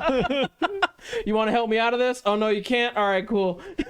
Realistically, right, you're at the stage where you're starting to get like a shovel and trying to wedge it under your foot to keep it depressed and stuff, and everyone's like, no, how are we going to keep pressure on it? No, this isn't going to work because of this or whatever. Yeah. Pretty soon he's gonna start singing Country Roads. I was thinking that absolute D tier action movie just called Landmine, where it was that sniper guy that was out in Iraq or whatever, and he stepped on the landmine. The entire movie is him standing in that one spot and having to fight from that one. Oh, it's gloriously terrible. Yeah, it's like a watch party. I'd watch party new to the list. That one. New to the list. I think it's on Amazon. I think I've got it, so we could do a Discord watch party for Perfect. that. Oh yeah. Like that is the difference. It's like a really big landmine that like each person, like one person stepped on it and they're like, huh, what was that? And then the other person stepped on it and they're like, I think this is a landmine. And then the third person stepped on it and they're like, damn, I think you're right. It's a big minefield, but everybody just kept going after the first person, like, wait, mine, and everyone's like, no, we're good. You've already stepped on it. And then my dumbass was the one who was like, hey guys, that's a minefield. And then everyone just kept going and stepped on landmines. And I was just like, well, I still have to go this way. You know, as far as like OG party went, you were the last one that I got. Yeah, I sure was. And it really boiled down to like you made it seem as if fucking Gato was about to run off, and we had this whole ass plan because we were still incognito, and you're like, oh yeah, it's running off to get reconstituted. I'm like, we can't let that happen because we're still fucking yeah, I know. So I do have a question though. Yeah. So this fucking mission that you two are on, it's a known mission, right? It's not a secret. Like Define kings known. and shit would know. No. Okay. No. This is like what has after I decided to ask the big question, and Ian was like, you're the first person to ever like actually ask. And I like hit the gods up and I'm like, so what are we actually doing here? I'm just saying, like, I was like, if we're the fellowship, or if you're the fellowship, kings would know about the mission. Well, I mean, they don't know about the mission until they show up on the doorstep and be like, we're trying to destroy the ring. And there's only one king and he's the bad guy. Yeah, so what you might be getting at, Turk, now, kings do know this. The head of the orcs know that you guys have conglomerated and are looking to at least dethrone the Mad King. Yes. The huntresses know. The Northmen know. The dwarves know. The Pirate Isles know. So yes, Turk, world governments... Yeah, they're aware that we're trying to take down the happening. Mad King. They are not aware of like they're not quite aware of like the gravity of the mission. Okay. Yeah. And because the involvement of the gods. everyone pretty much has the idea that like they're trying to take down the Mad King because he's a fucking dick. Okay. And like he's just a bad dude. And now we're sitting here That minefield analogy's gone too far. But nah, so they're aware that we're trying to take down the Mad King, but they're not aware of like Ian said, like the gravity of the situation, that like this is a godly quest. Like we are on the crusade right now. Have I been God chosen for this quest yet, or Yes. okay? I just like to think. They just told me to meet up with you guys. I just like to think that like yeah. he was like living his life. You've got the draw to go here now and to join this. I just like to think he was like living his life, like his normal life and everything. And then like in the middle of the night, like whoever his gods are just like slapped him on the forehead and they're like, hey, get up. We got shit for you to do. These guys are struggling. We need more bodies. That guy. Get in, bitch. We're going to Coachella. You've been tagged in. So, Rack, you are brought up to speed on everything that we've just spent the last 40 minutes talking about.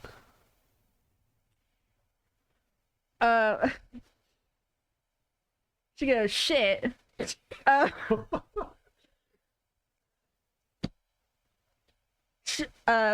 She would like break the mirror. That like, does she still have it? Yeah, you've still got it, Like, absolutely. should I? You start like Yeah. slapping it, yeah, the mirrors. And like literally, like as she does that, I just look at her and I'm like, tried it already. And I was like, huck my mirror out of the fucking, just off of the Yeah, ship, and then just pull it out of my pocket again. Shit. Yeah. Does Daddy see you doing this? I yeah. don't give a shit. Mark's like, try hitting it harder though. Some mirrors are kind of tough. Mark, help me out here. We're gonna. Oh. Actually, slight retcon. When I have this conversation, anti-magic rock. Everybody, I tell everybody, take Yeah. off all your magic shit. Yep. Get in the office. And then anti-magic rock, because he can't listen if we're in the anti-magic rock. Mark puts his halberd and his pocket watch down. Yeah. So yeah. So I mean, Good theoretically, you could huck it out the fucking window and it would be gone. But the second the rockets close back up, it's gonna be right back. Shit. Yeah, you're telling me. So we just gotta kill the guy then. I mean, That's the plan. Seems pretty straightforward to me. But step 1, find him. Step 2, kill him. Easy. Easy plan. step 3, victory. Tacos? Shawarma. Uzo's mom makes us a feast. Ooh, you know what? I like that one better. You think you could get your mom to like make us all dinner afterwards? More than likely, Mark. You Sweet. think she'd make it Cool. for me if I just asked nicely? She's a nice lady. Yeah. You've been to her house. She loves you guys. I got plans for back in town. It's like, I know what I'm doing when we get back. So yes, I'll let everybody know what's going on, and just again lay out the whole, like, realistically nothing changes other than the fact that, like, we know this is the guy.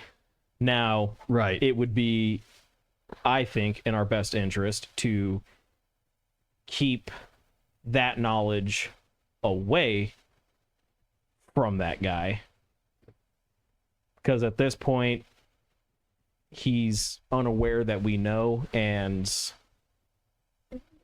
Are you sure he's unaware that we know? I mean, I've kind of thrown it at him a couple of times, but like it's always been shot down, so I mean, are like he we could sure he that could the- still be operating under the assumption that we do not know. Are we sure the anti-magic rock works on these fucking mirrors? Yes. Okay.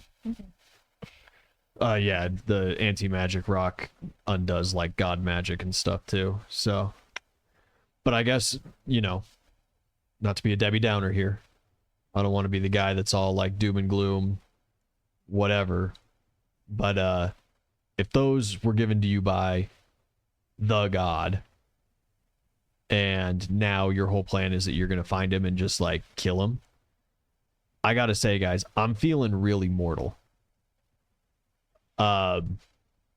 Wouldn't it behoove us to continue doing what that big fucking tree thing told you to do and just destroy all the magic, and then he's like banished from this land and we just wouldn't have to deal with it?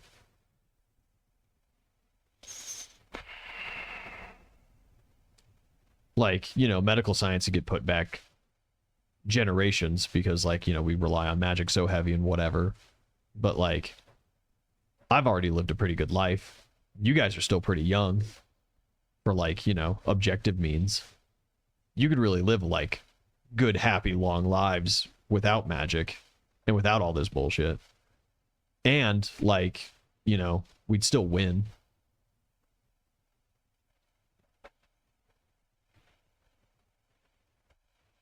I mean, Uzo yelled at me every time I even think about one of those ley lines, so In Oozle's defense, we do fuck with those ley lines every time we get close isn't to it them. so fun though? They're like big, shiny toys. Does it give you cancer? They do what? Yeah. I've lived a good life. They give you like really bad magic cancer. Well, then I already got it. Then what? That's not how it works. If I already have the magic cancer, why not go all in, destroy the thing? You know, if I already got it. Well, we have medieval chemo around here. We have medieval chemo. From the magical essays that were done on the people that fucked with the ley lines and got the magical cancer, there ain't no fixing it. There's no chemo for this. Well, then go all out, you know? Did you get like Ganesh to clear that up or something? My magic cancer was different. I got it from the I got it from the You just I got it had from the normal caterpillars. cancer. Yeah, I got it from the caterpillars. Yeah. You know, I guess like sure it's terrible and everything. That's beside the point. The magic cancer is beside the point. The point really is we got a dude who can be invincible for like 30 seconds. Someone who can breathe like an acid cloud twice a day. Twice. I got a really big fucking halberd that's made out of shadows. We got an extra happy dwarf that can make rocks move. We got a dude that writes scrolls and shouts really commanding things at people, and sometimes they listen. But he's like old.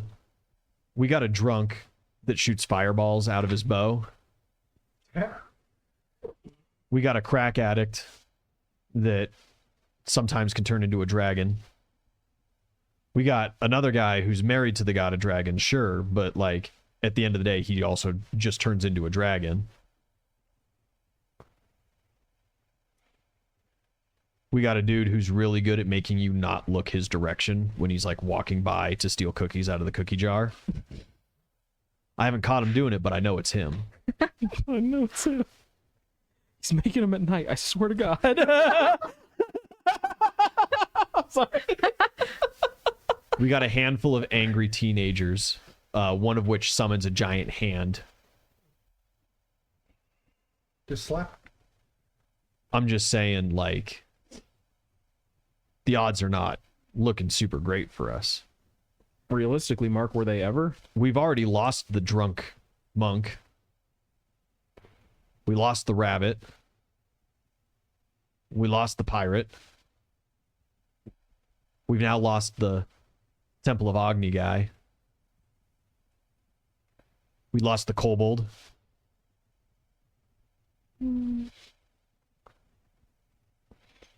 we've also lost most of our angsty teenagers. I'm not saying that, like, I'm not going to follow you guys till my eventual death. I've lived a pretty long life already for, like, natural means. I'm just saying, we just left one ley line. You got access to 2 more. 2 are already gone. There's only 7 of these bitches, right? My question to you, Mark, is you're talking about our odds. Have the odds ever been in our favor? Oh, yeah, absolutely. When we started this whole adventure, started this rebellion Yeah. against a kingdom that's been fighting, what, 4 or 5 others for generations? They're like 60 years. Exactly.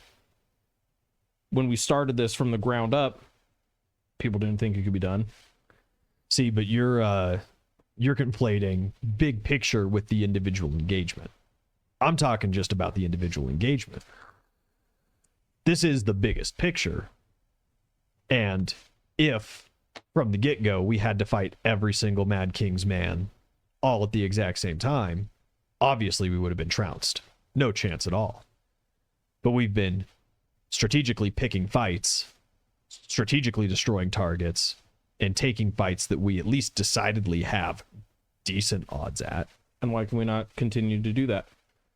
Because at the end of the day, if we get rid of every single thing that he has going for him, he alone is a god that can stand up to all the other gods. And we are, say we're an entire army of god-chosen mortals plus me. I'll put you in that group still. You could even throw in some angsty teenagers with us too on our side. Say we rally every single huntress, every orc in the Great Plains, every dwarf in the Iron Mountains, every single Northman in the Great Wastes, every pirate and their ships. We're all still mortals. Unless we leveled the playing field. What do you mean? There have been mortals that have ascended to godhood. We've Sure. seen it in Achilles. We've seen it in Smiles, Gimli, right? No. Yep. Yeah. Yeah. We were talking about Lord of the Rings earlier, and I thought I was just being I dumb. know. No. We've seen it in Smiles, Gimli, and John. my OG party that I have memorialized as gods were not very creative with their names. I like Smiles. John's a dick, but I like Smiles. Gimli You just doesn't haven't spent like enough me. time with John. Gimli doesn't like me. We had one interaction and it did not go good. He was like, "Motherfucker, you're supposed to be mine," and I'm like, "Yeah, anyways." bring that up with Collie. Mortals have ascended to godhood. And you figured out how? Still working on that. Okay. Until then, what's the game plan? And sorry not to be like an asshole here, but like, are you going to figure it out? One way or another. Right. Another argument on the odd side. I'm not too woefully convinced that we're not supposed to be doing all this stuff. Not You know supposed what to be I- doing what? You know what I mean? You talked about that weird conversation you had with that Aruk guy before doing that 1v1 deal. And then you said that, he acted all funny at the end. Like, Gwen just gave us this rock back. It was hers to rights. It says in the note, I don't know why I'm giving this to you. How much of this is like, we've been winning because we're supposed to be winning? And we, I really mean you. I'm not chosen by the gods. Not anymore. Thoth took his powers away. I was a wizard for like 2 weeks. Super dope. 2 weeks though. It was a strange time.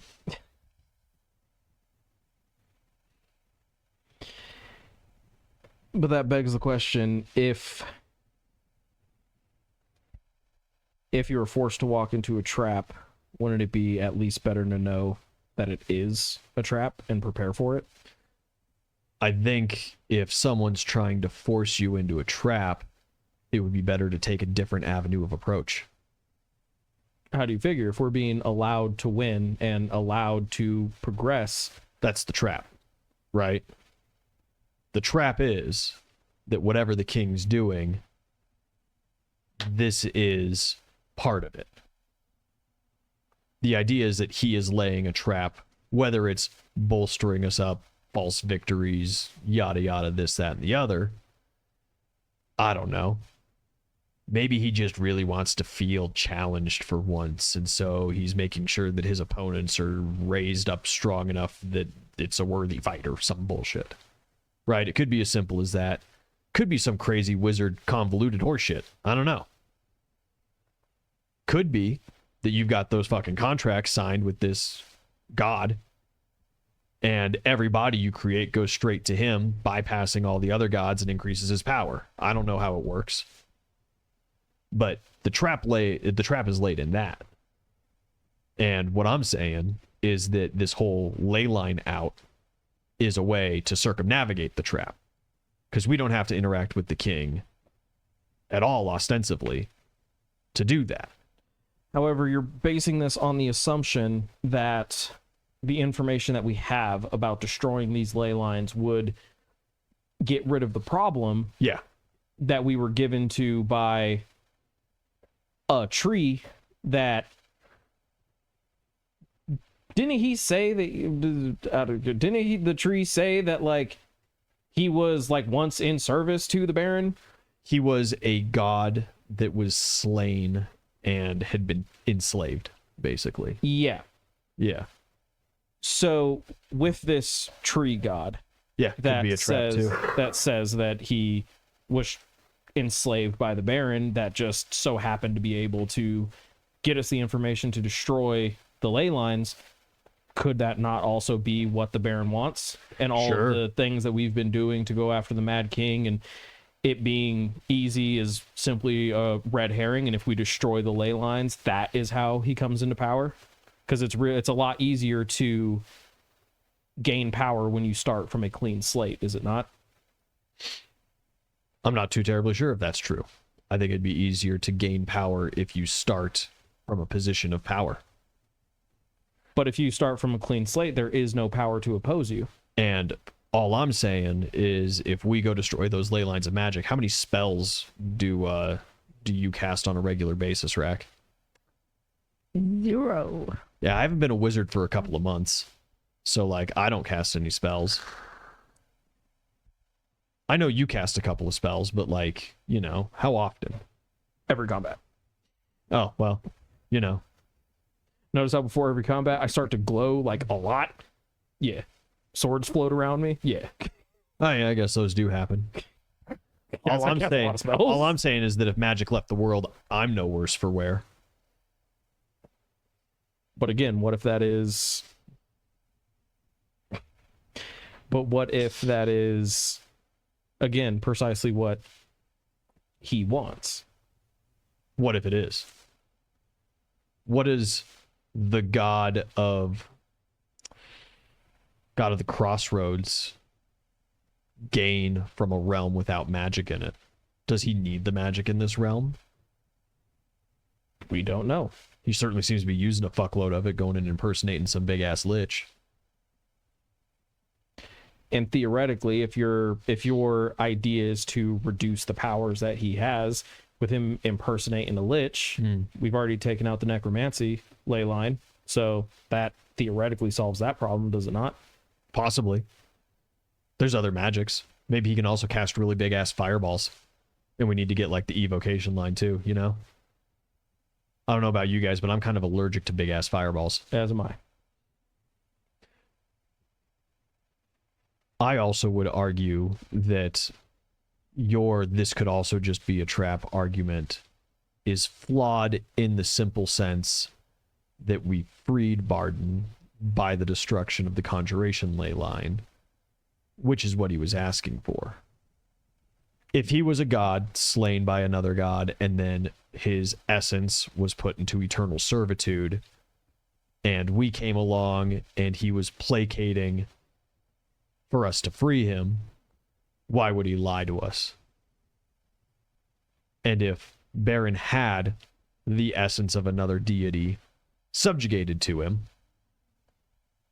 that's a pretty big chip to suddenly give up to a bunch of mortals to set the trap for destroying magic, when it just kind of seems like he could just destroy the magic. Would that be such a big chip for him to give up, though, if by doing so he's able to reascend to godhood and remove all the other gods to where he's the only one? Sure, like it'd be a gamble, but I haven't ran into any other enslaved essences of gods around here. Seems like it was the only one he had. I'm just saying the odds of a slave lying to you when asking to be freed from its master, pretty slim, in service to that master at least.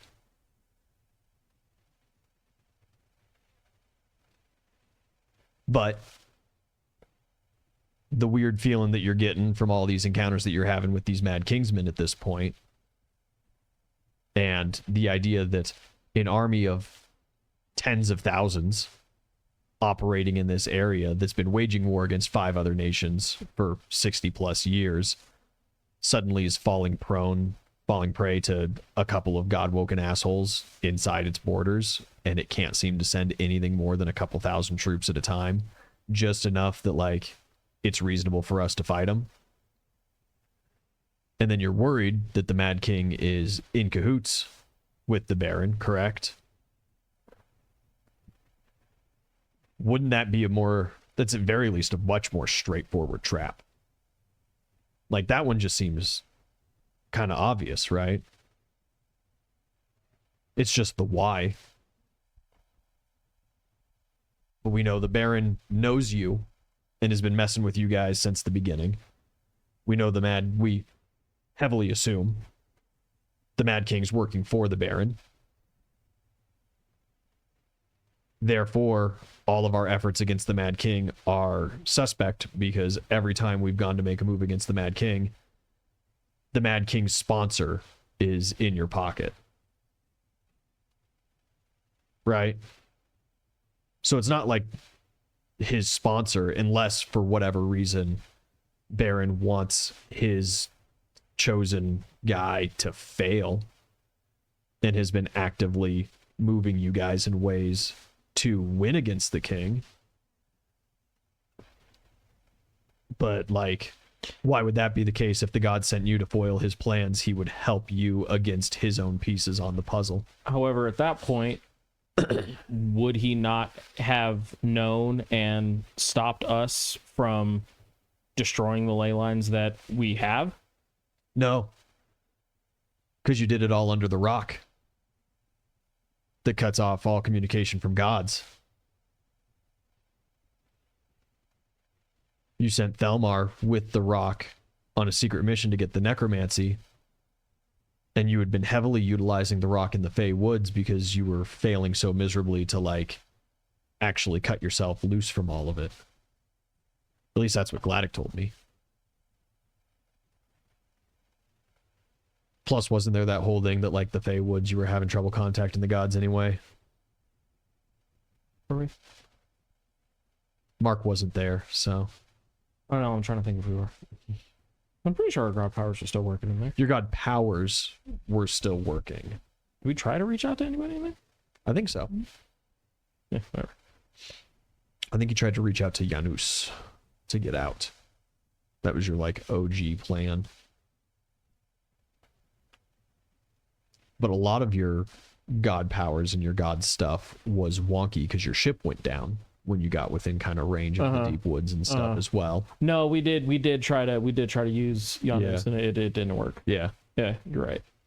Plus, I'm not actually sure if any of you popped any of your god powers in the Fey Woods.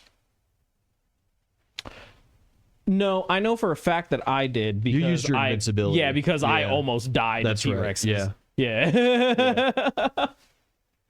I had a fucking this is it for me moment. Yeah.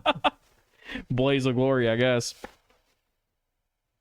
And you know, you guys are like his main antagonist too. So I don't know.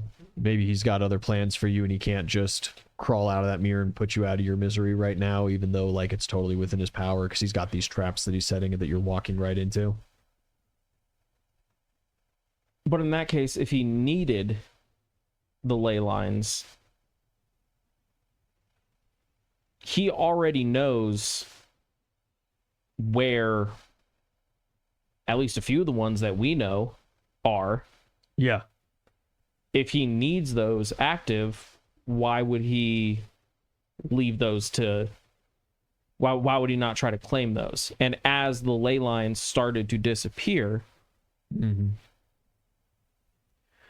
The gods were able to piece together fairly quickly that it was us. Yeah. So do you not think that he would have had that same conclusion and tried to stop us from it? What does he think he needs more, I guess, would be the question of that then. Is, are you more important than the ley lines of magic? And does he maybe think that he can spring his trap and get what he needs out of you before you finish your job?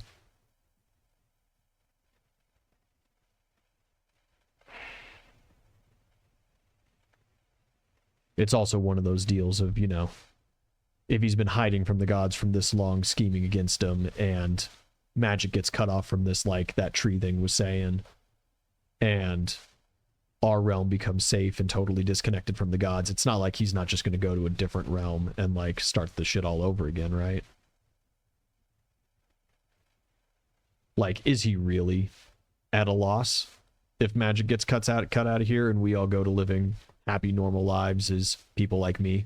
I know it sounds really terrible to you, but like not having magic really ain't that terrible. I could have my wrinkles back. It's not a huge deal.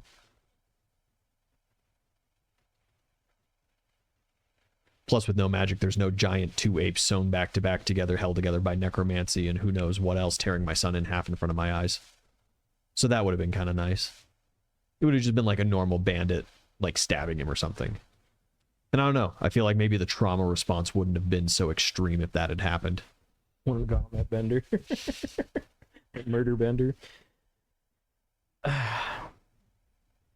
I think that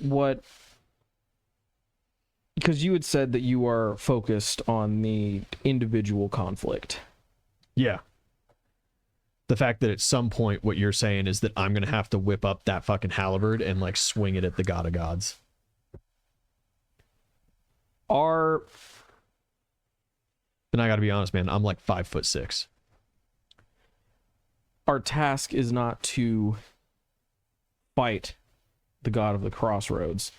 Our task is to stop him from gaining his power back. Right.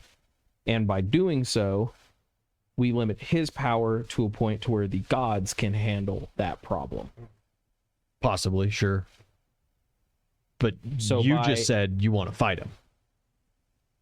Now you're giving me a different directive here.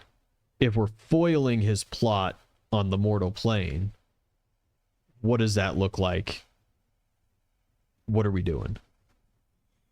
We are continuing on our quest to destroy, kill, defeat the king, who we are under the assumption, very strong assumption, that is a god-woken of the Baron.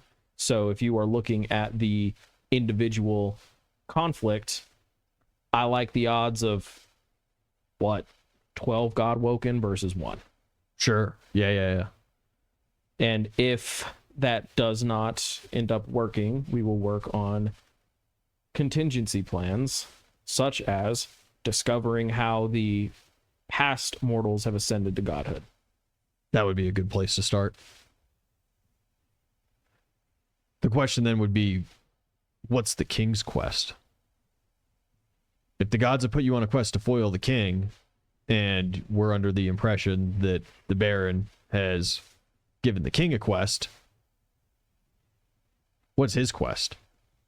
My assumption would be to do something to increase the Baron's power. We have not been able to deduce what exactly he is doing quite yet. Okay. Because, I don't know, man, it just... 60 years of a stalemate war doesn't seem to do anything for the gods in my mind, right?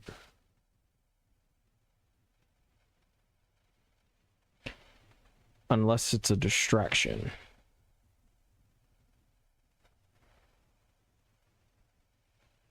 Keeping everyone else busy while something else works in the background. Because going off of your assumption, and I guess it wouldn't be an assumption, the point you've made of how the king could have easily snuffed us out, it would be reasonable to say that he could have also easily snuffed out the ones that he has been at war with.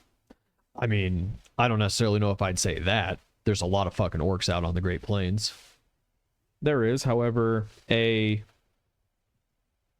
after 60 years, do you not think that he'd be able to find, especially if he is the chosen of the god of Crossroads, not found the orcs' secret cities? Yeah, maybe. Would he not have been able to find the Huntress capitals and firebomb those? All I'm saying is that they are different situations from the one that I'm saying we found ourselves in, right? He knows where you live, and he's known where you've lived the entire time you've been on this continent. And I say again, do you not think that he could have known where the Huntresses are? You have what? We got what? 5,000 guys like protecting us. All I'm saying is that there's a difference between our army and the Great Plains orcs and the Huntresses and the Iron Mountain dwarves and the Northmen. The sheer numbers of it do mean that a war could possibly stalemate for 60 years. Especially However, seeing that there's not sorties that go into their territory on a frequent basis. I would have to disagree, considering the fact that the dwarves were severely diminished when yeah. we had gotten there. Mm-hmm. You could have cleaned that up with 1,000 troops. They Wow. couldn't stand and fight. I don't know about 1,000 troops, metagame wise. Well, regardless, but yes, Like, they that were could have were been- on a last leg. that could have been an easy thing to clean up. Yeah, possibly. And at that point, then that reduces the fronts that he's fighting on. So, But he what would also if- have to pull troops away from those fronts to then go. But we're just talking normal war logistics here. But what if I just wanted to make sure that we understand that, like, it's very obvious we're looking at walking into a trap, whereas his war with the orcs, per se, out of any one individual, looks like a pretty standard war.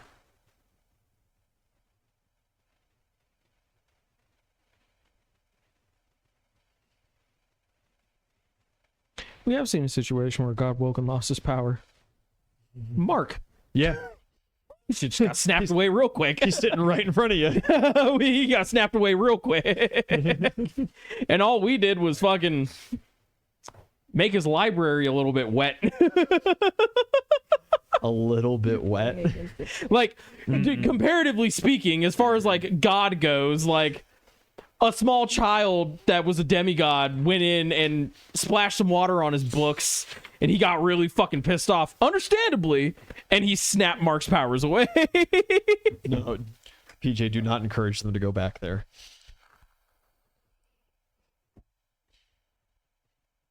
Rack, are you playing tic-tac-toe with your chicken? are you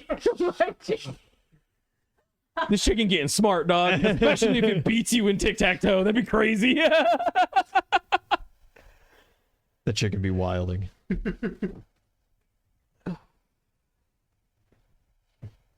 I reiterate the question, though. Stalemate. Stalemated with a chicken. That's wild. Stimulated the chicken. I reiterate the question, though.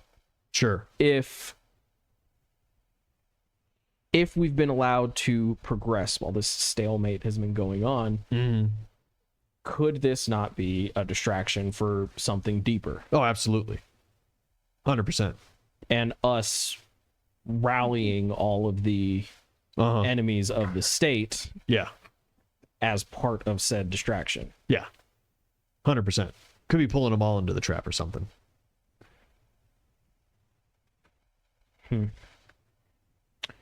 We will get My God, she beat the chicken. I beat the chicken. we will speak with Thelmar about expanding the spy network that we have, and perhaps send him personally to try to infiltrate higher to see if we can get more information. Okay. Yeah.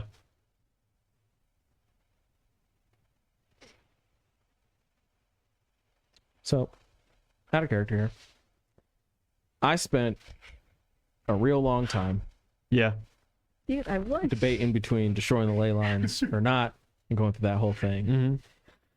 And then as soon as I made the conscious decision of like, all right, new plan, we leave the ley lines, we don't trust the tree. Yeah. You sit here and give me 40 minutes of, hey, maybe you should destroy the ley lines. I don't like that for my brain. I am playing Mark currently. First, Mark has nothing to lose by ditching the ley lines. Second, it's a clearer path to victory It is. for him. And thirdly, it is reasonably achievable for a mortal man to do. Plus, it's more of a plan. Because, than like, Mark can't ascend to turn. godhood. Yeah. Mark can't turn invincible, I know. you know? Well, he's been with us fighting against the odds this whole time. Mark can't just, like, you know, turn his head up to the sky and be like, yo, God, let me talk to you really You know- quick. I don't think Mark has given himself enough credit. Maybe. Solely because, and like, Oozle actually will point this out. Oozle going to point out the fact that Mark, you don't give yourself enough credit. Keep calling yourself a mortal man, because you have been with these essential demigods for the last, what, year and a half in every engagement, fighting side by side, and you're still coming out all right. Yeah, I appreciate the sentiment. And I guess I don't want to make it seem like I think I am completely in over my head, or that all hope is lost for little old magicless me or whatever.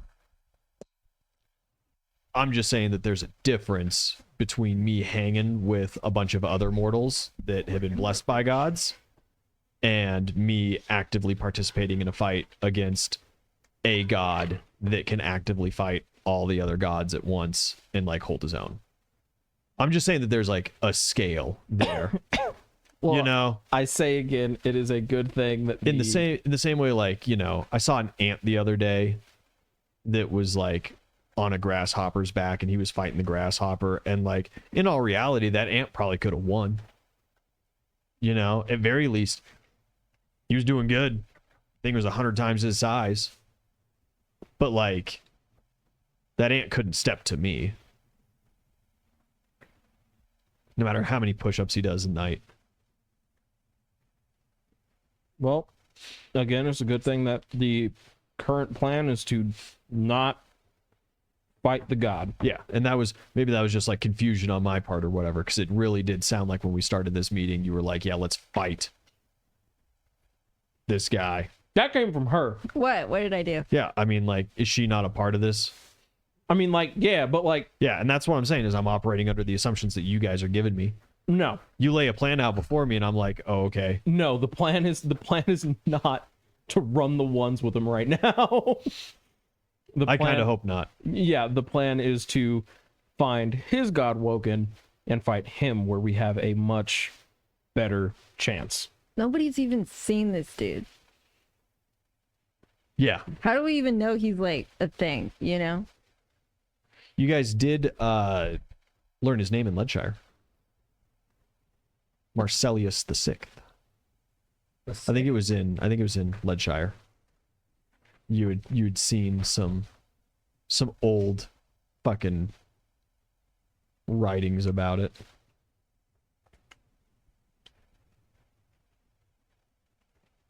I need to check my notes, because I know for a fact that is something I would have written down, and I don't think we were ever told that. Yeah, I think so. Well, we have now. Yeah, if not, write it down.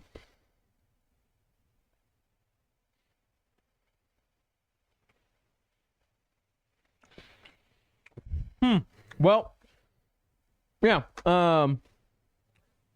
With that information, at least we have a starting point. Is it PJ? Is that the plan? Is that what they need? Did the chicken beat you? No, stalemate. No, I did beat. Where did you? No, you didn't. Rakdos got beat by a chicken. That's crazy. That's canon now. That's canon now. Fucking tied to the chicken. Tied to the chicken. Not even I got beat once, like by a fluke. I wasn't paying attention. Yeah, having a tiebreaker with a chicken. That's wild. Well, no, Mark. The plan is not to fight the god. Okay. It's to fight his equivalent of us. Because I'd at least need like some better armor or something, you know?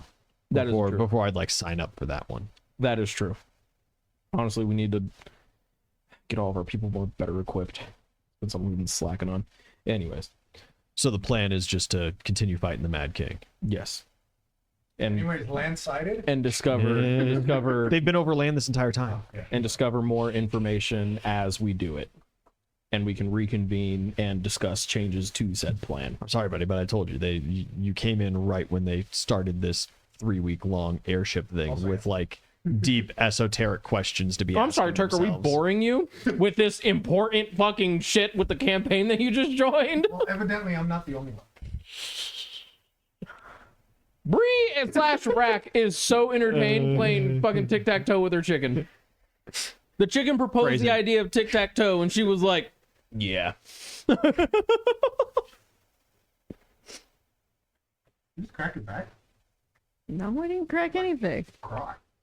I think you heard his beef jerky, whatever. That's probably what happened. Stop.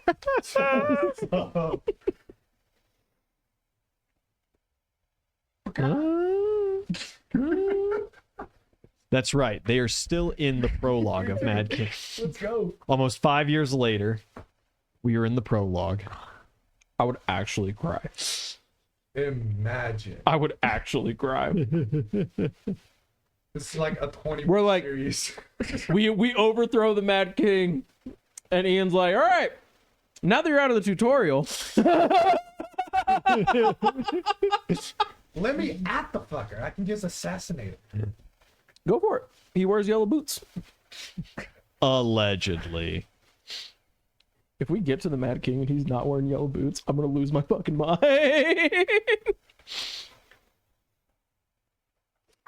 Don't look at the camera like that. All I'm This is saying, why you should have. a- This is why you should have chat open, because you can see why he's Yeah, making it's- those faces. It's something that I never imagined that I would have in my D&D career I need to is switch on my phone. other people actively watching the campaign and paying attention to these little lore dumps and stuff and like piecing things together that you guys might be missing because you're like in the dice, you know? We're playing tic-tac-toe. Or you're playing tic-tac-toe. Or you're playing tic-tac-toe. No, like this is. I'm fully aware, because I'm pretty sure this was brought up by Smiles.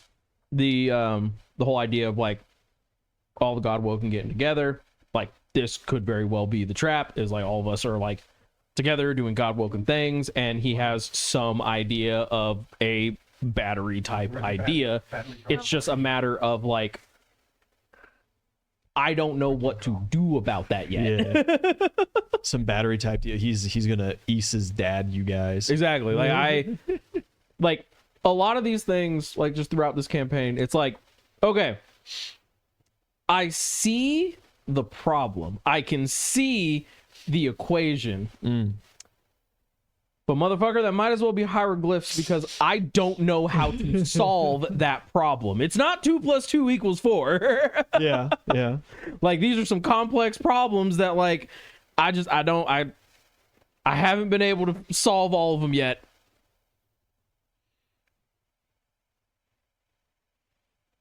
No, that's fair. Well, I mean, I already know he's already got fucking couple of us at this point. Yeah. 3 of us, at least At least. that we know of. So, yeah, I just haven't figured out how to solve that problem yet. Any ideas would be great from the tic-tac-toe gallery. Yellow. Destroy the ley lines. That's my fucking input on this.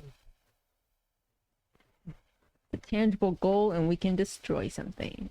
It's a tangible goal that I get to destroy. Me and Mark can fuck shit up. What if the chicken said, destroying the ley lines give dipshit more power in this realm so he can wreck shit without any Interference from the Yeah. other gods. Then we Yeah, die. yeah, yeah. Then we die, and that's the end of the game. All right. chicken said that. Holy shit, a talking chicken.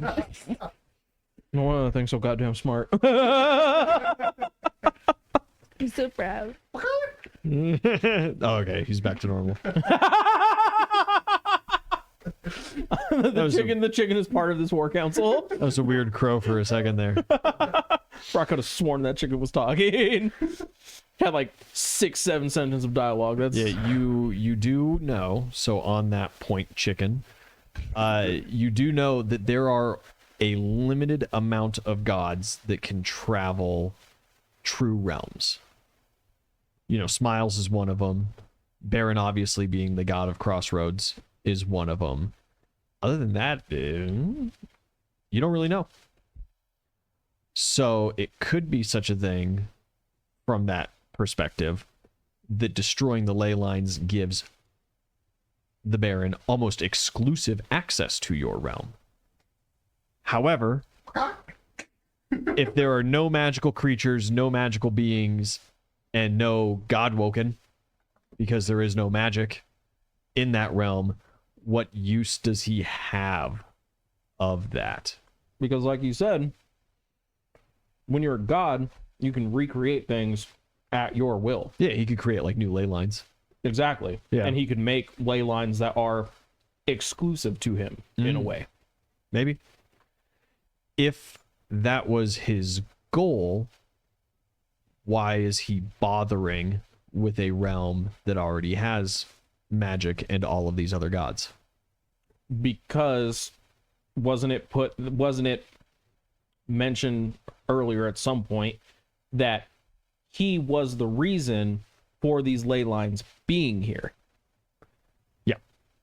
So if you destroy the ley lines, he shows up, and like him showing up like destabilizes, makes these ley lines appear, but it gives him enough of a foothold to restore his godhood to a point to where these ley lines, if they're destroyed, he now has enough power to create whatever realm he wants, however he wants.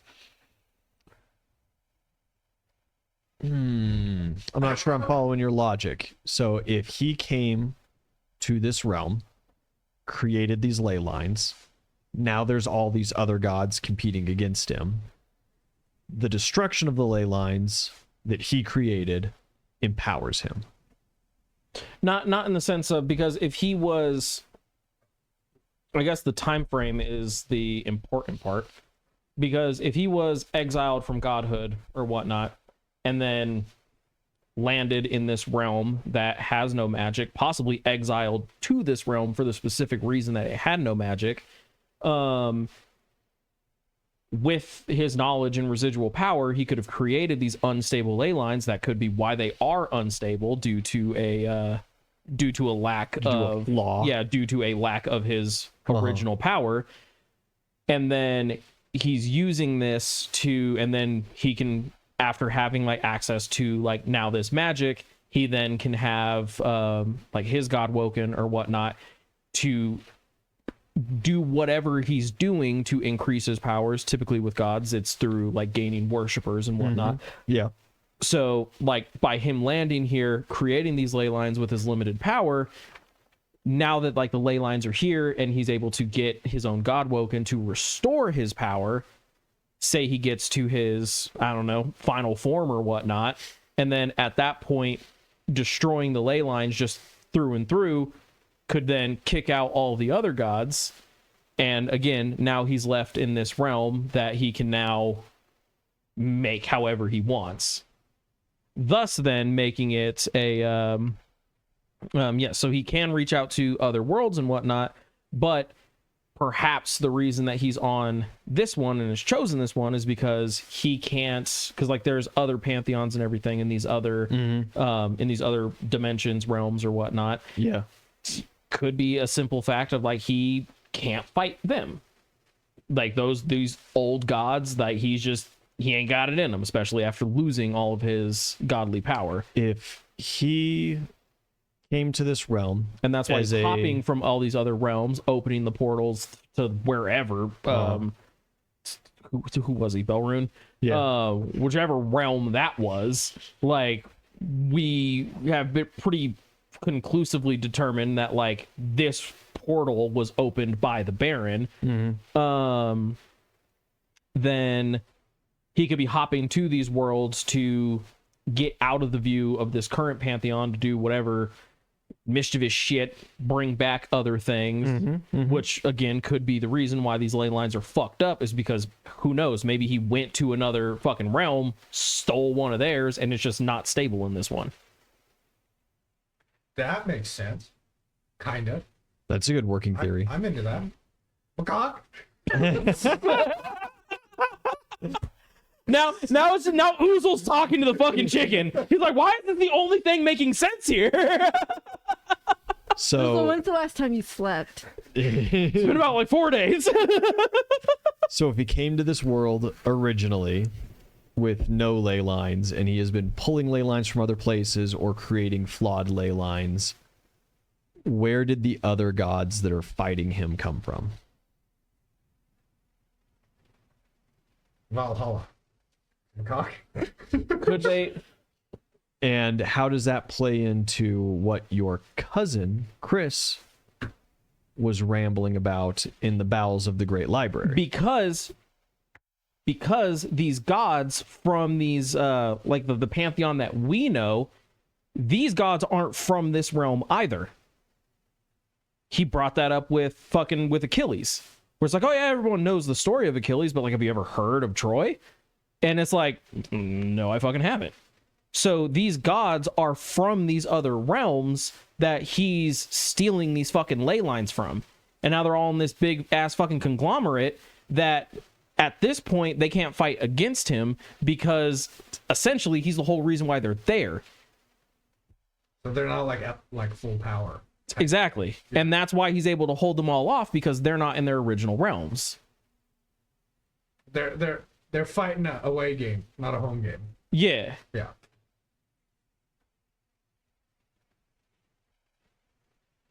Macaque.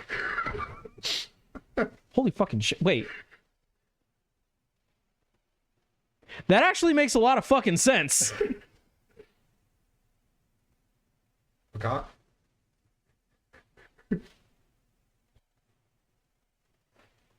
Huh. I need to make a call. You're gonna go talk to Hayes. Yeah, who are you gonna call? Thank you. I want to. Yeah, that's right, PJ. Turk has solved the Mad King. Congratulations, chicken. You would have never gotten here without him. I want. At this point, like the only one that like I truly have like this set on is Achilles. I want to call out to Achilles. Yeah. I got a question. I got a question for him. Ask your question as you were just going through the prayer. You know what? Nah, this is important because we fucking onto something. I'll burn that second hero point.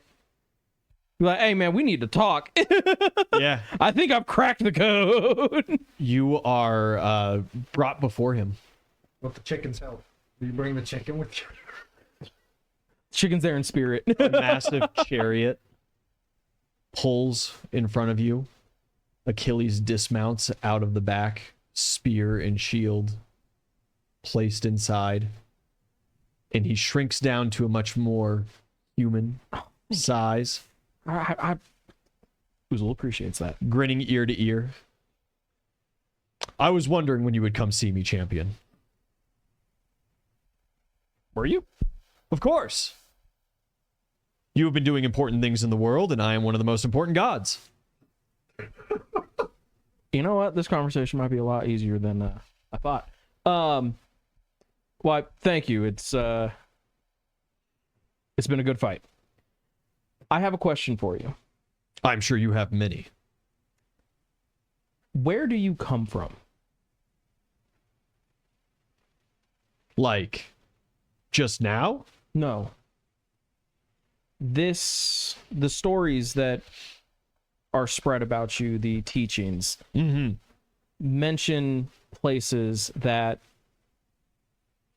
simply put, are not of this world. Oh, they are of the world. But not this Of course, I was immortal just as you are. I was chosen for a higher purpose. I defeated the great city of Troy, all of their champions. I was dipped in the river Styx itself. But Troy isn't here. You must understand, child. Time works in a linear fashion, with the beginning and the inevitable end on both ends of it. I was here, and you are currently here. Yes, great Achilles. However, There are many cities that have come and gone. but not on this Planet? realm. There is no records or history of a place called Troy. Of course there is. That's where I was. And that's in the histories and the records. And I am here. God of the realm that I ascended from after going to Troy.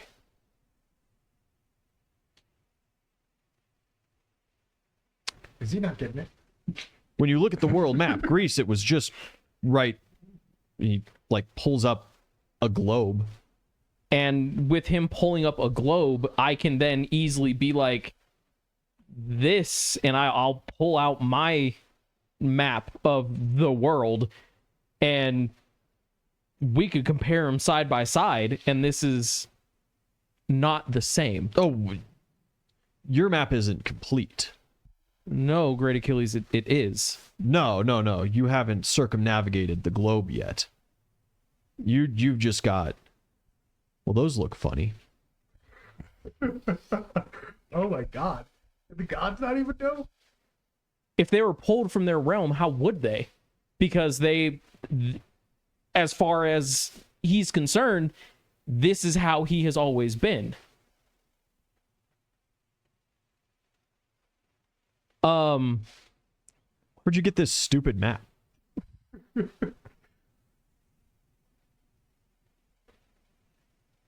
trying to think if it would be.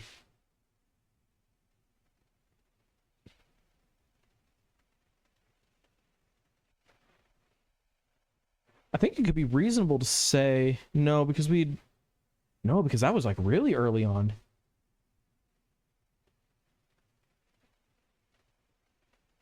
This would have at least been cross-referenced with like a map that like Thoth would have had.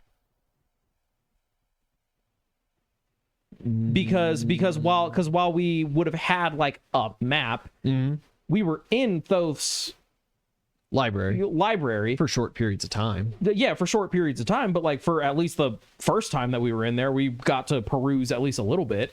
I don't think anybody looked at maps. I cannot believe I am about to do this.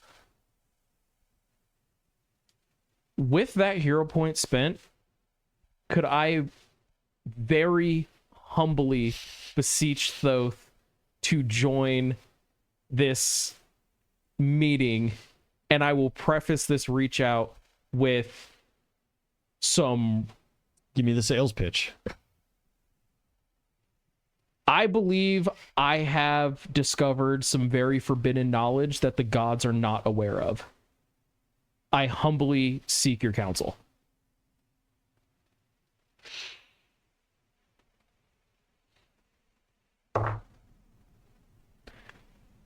Thoth appears. He does not look happy. That is totally fine. I get it.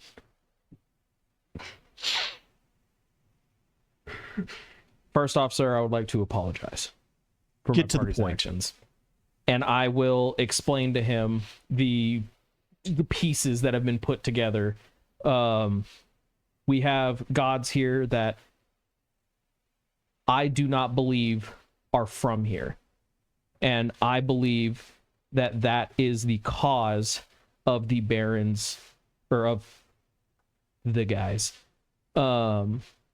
strength, is because I do not believe that the gods of this realm are able to fight at their full potential because they are not from here. For example, Great Lord Achilles. He is from Troy. His story is from Troy. We are taught that is how he rose to ascension. However, there is no records of Troy or this Greece in this realm. The map that he has does not coincide with the map of this realm. Oh, no. You see, we have all of these records, and he goes and kind of flips through his book for a little bit. Says, no, I have the complete history.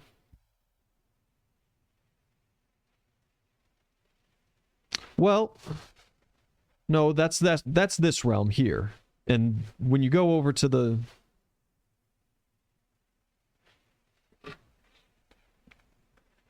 But then the Poseidon's Mill would be...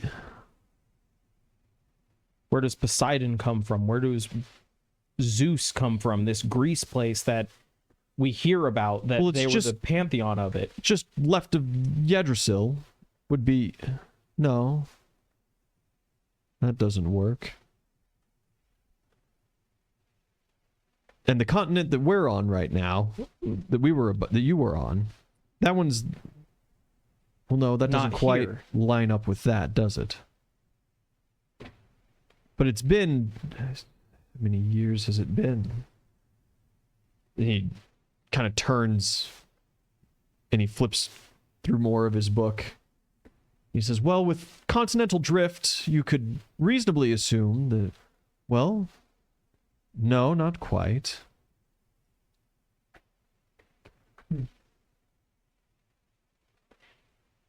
What have you stumbled upon, mortal? The one that we are fighting against has the ability to travel across different realms that have different deities. What if this plane, this realm that we are on, that is the reason why the ley lines are so unstable, is because they were taken from other realms where the deities that we know come from, and has made this conglomerate where they are not where they are supposed to be, and therefore, because he can travel and you cannot, he now holds strength over you. No, there are no realms beyond ours. We are the gods, and the realms are the realms, and... Unfortunately, sir, there is. And I would like to offer him to... He's a super magic boy. He could read my mind, look into my memories. I would like to offer for him to look back at when we were in the Fey Woods so he could see the portal for himself to that other realm. He casts a spell on you and is taken aback. Gasps and starts furling through his book and mumbling to himself, almost in a mad rant. Well, this just turned into the MCU. Can we I know this might be you. I know that this might be a little bit of a stretch, but clearly I'm onto something. So can we try to get Zeus in on this? I think it's important enough that, like, I probably have spent all my favor getting you two in here, but maybe if you guys ask them, because I think this is important. A council will have to be met. Thoth immediately locks eyes with Achilles, and Achilles just kind of starts nodding in confusion. Can I humbly request to be a part of this council? Achilles kind of turns. You see he like regains a little bit of himself, and he puts a hand on his shoulder and he says, my mortal friend, you may request anything. Where does his got him? I would like to share these findings with everyone as I have pieced them together, as it is clear that there is a lot of confusion here. Thoth says, no need. I have your mind. I'm going to go and begin gathering the others. Oh. And he disappears. My request still stands. Please. And Achilles just kind of gives out a nice hearty laugh and, oh, and your request has been heard. Thank you. Truly, an exciting time that you have just made.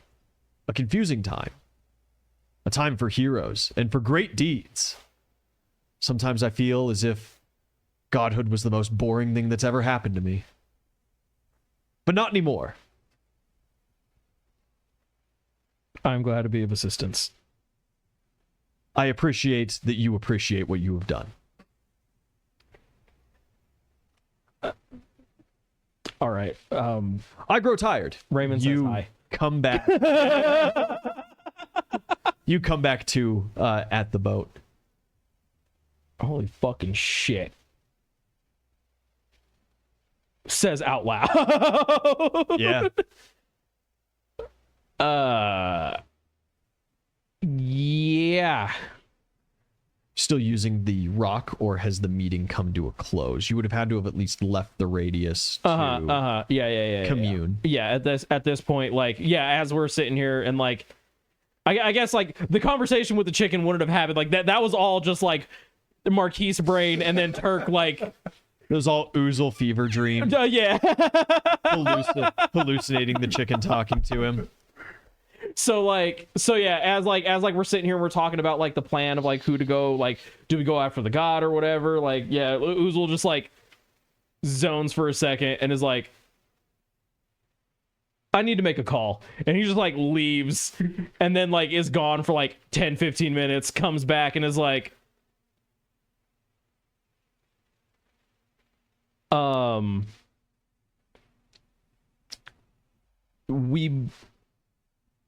might have figured it out. And I will, Jesus Christ, how the hell do you even explain that to people? Yeah, I'll give the spark notes to Jesus Christ. Give it to the chicken. The chicken. I'm trying to think of like on. those in attendance that could like actually grasp the gravity of the situation. How rude. Besides maybe Mark. Wow. The chicken's right there. The chicken is right there. Completely ignores Rack. The chicken is right here. I know What's the name, stuff and Pebble? Things. Pebble's right there, man. I mean, fuck it. I'll give the spiel inside the little rock, because I don't need the Baron to know that like, holy fucking shit, I've cracked your code. Yeah, you can see the Matrix now. Yeah, and I'll explain. Hey, I just talked to the gods. Actually got to talk with Thoth again. Might be, rebuilding that bridge. You're saying I could be a wizard again? Maybe we now's not the time to ask him. I don't gotta wear glasses though, do I? I didn't last time, but I mean, I don't think so. But again, Okay. now's not the time to it ask. just seems like a nerd thing. It's yeah, maybe. Hey, I wear reading glasses sometimes. Anyways, Yeah. yeah, I'll give the spiel that way. Like everybody's on like the same page of this fucking revelation. Yeah, you see kind of that gravitas take over the table for a bit. But then the question just comes out, so what do we do about it? So we wait to hear back from the gods Yeah, okay. and fucking try to get some sleep, I guess.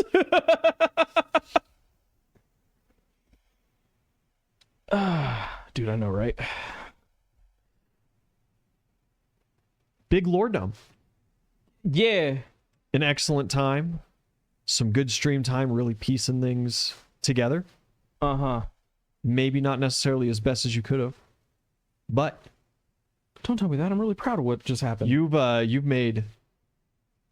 have drawn conclusions that no previous campaign has come anywhere close to drawing previously. This is the campaign for that. We exist to do things that no one has ever done before. And the chicken hill. And the chicken hell. Yeah. I don't even remember what started that like Marquise fever dream that I just had. Like I'm pretty sure it was just like Turk had like reiterated something that I had just said, and I was like, yeah, that's what I'm saying. And then like da da da da da da, and then wait a minute. Hold up. I just needed to hear somebody else say the thing that I had said. I stole his joke and everybody laughed. Brennan, the whole campaign is important as you need to build the foundation of knowledge before you can put the top of the pyramid on, right? And that's not true. That's not true, because again, we were the first party. Uzo was the first one to be like, "Hey, why are we actually doing this?" So like we've made good progress. It's like, but this was the like the fucking the strings, the strings, the fucking the aliens. The numbers, Mason, what do they mean? What are the numbers? And the numbers make sense now. Sort We of. had all the strings, and then we finally were like, wait, they all intersect here. And that's You're not like three. still missing I'm sure a there's lot things of I'm still missing. intent, like what trap is being set for you, if there's a trap being set for you. Yes. However, now we're at a position to where, like, hopefully the gods are a little bit more fucking forthcoming with a little bit of information, because y'all didn't know this and we figured it out. So let's work a little bit more together and figure out what's really going on here, because we're just mortals. You're the gods. Y'all are putting a whole lot on our plate right now. Need a little bit of assistance. It's kind of fucking crazy how they didn't know. That's what I'm saying. That's why I was like, Chris made a good fucking point. And that's where, because I think it was you were like, how does that tie in with what Chris had said? And I was like, what did Chris say? He had mentioned Achilles. He had mentioned Troy. He had mentioned that Troy's not here. Baron can make portals to other deities. He could theoretically take these ley lines. The ley lines are what give the gods magic, give the gods power. Holy fucking shit. And the ley lines wear yellow boots. When we come back, hopefully next week, we will be continuing down here, and we will see what the gods believe they owe you for this information. Godhood. We will see. Guys, thank you for watching. That'd be easy. It's been a good one. Good night. Bye-bye.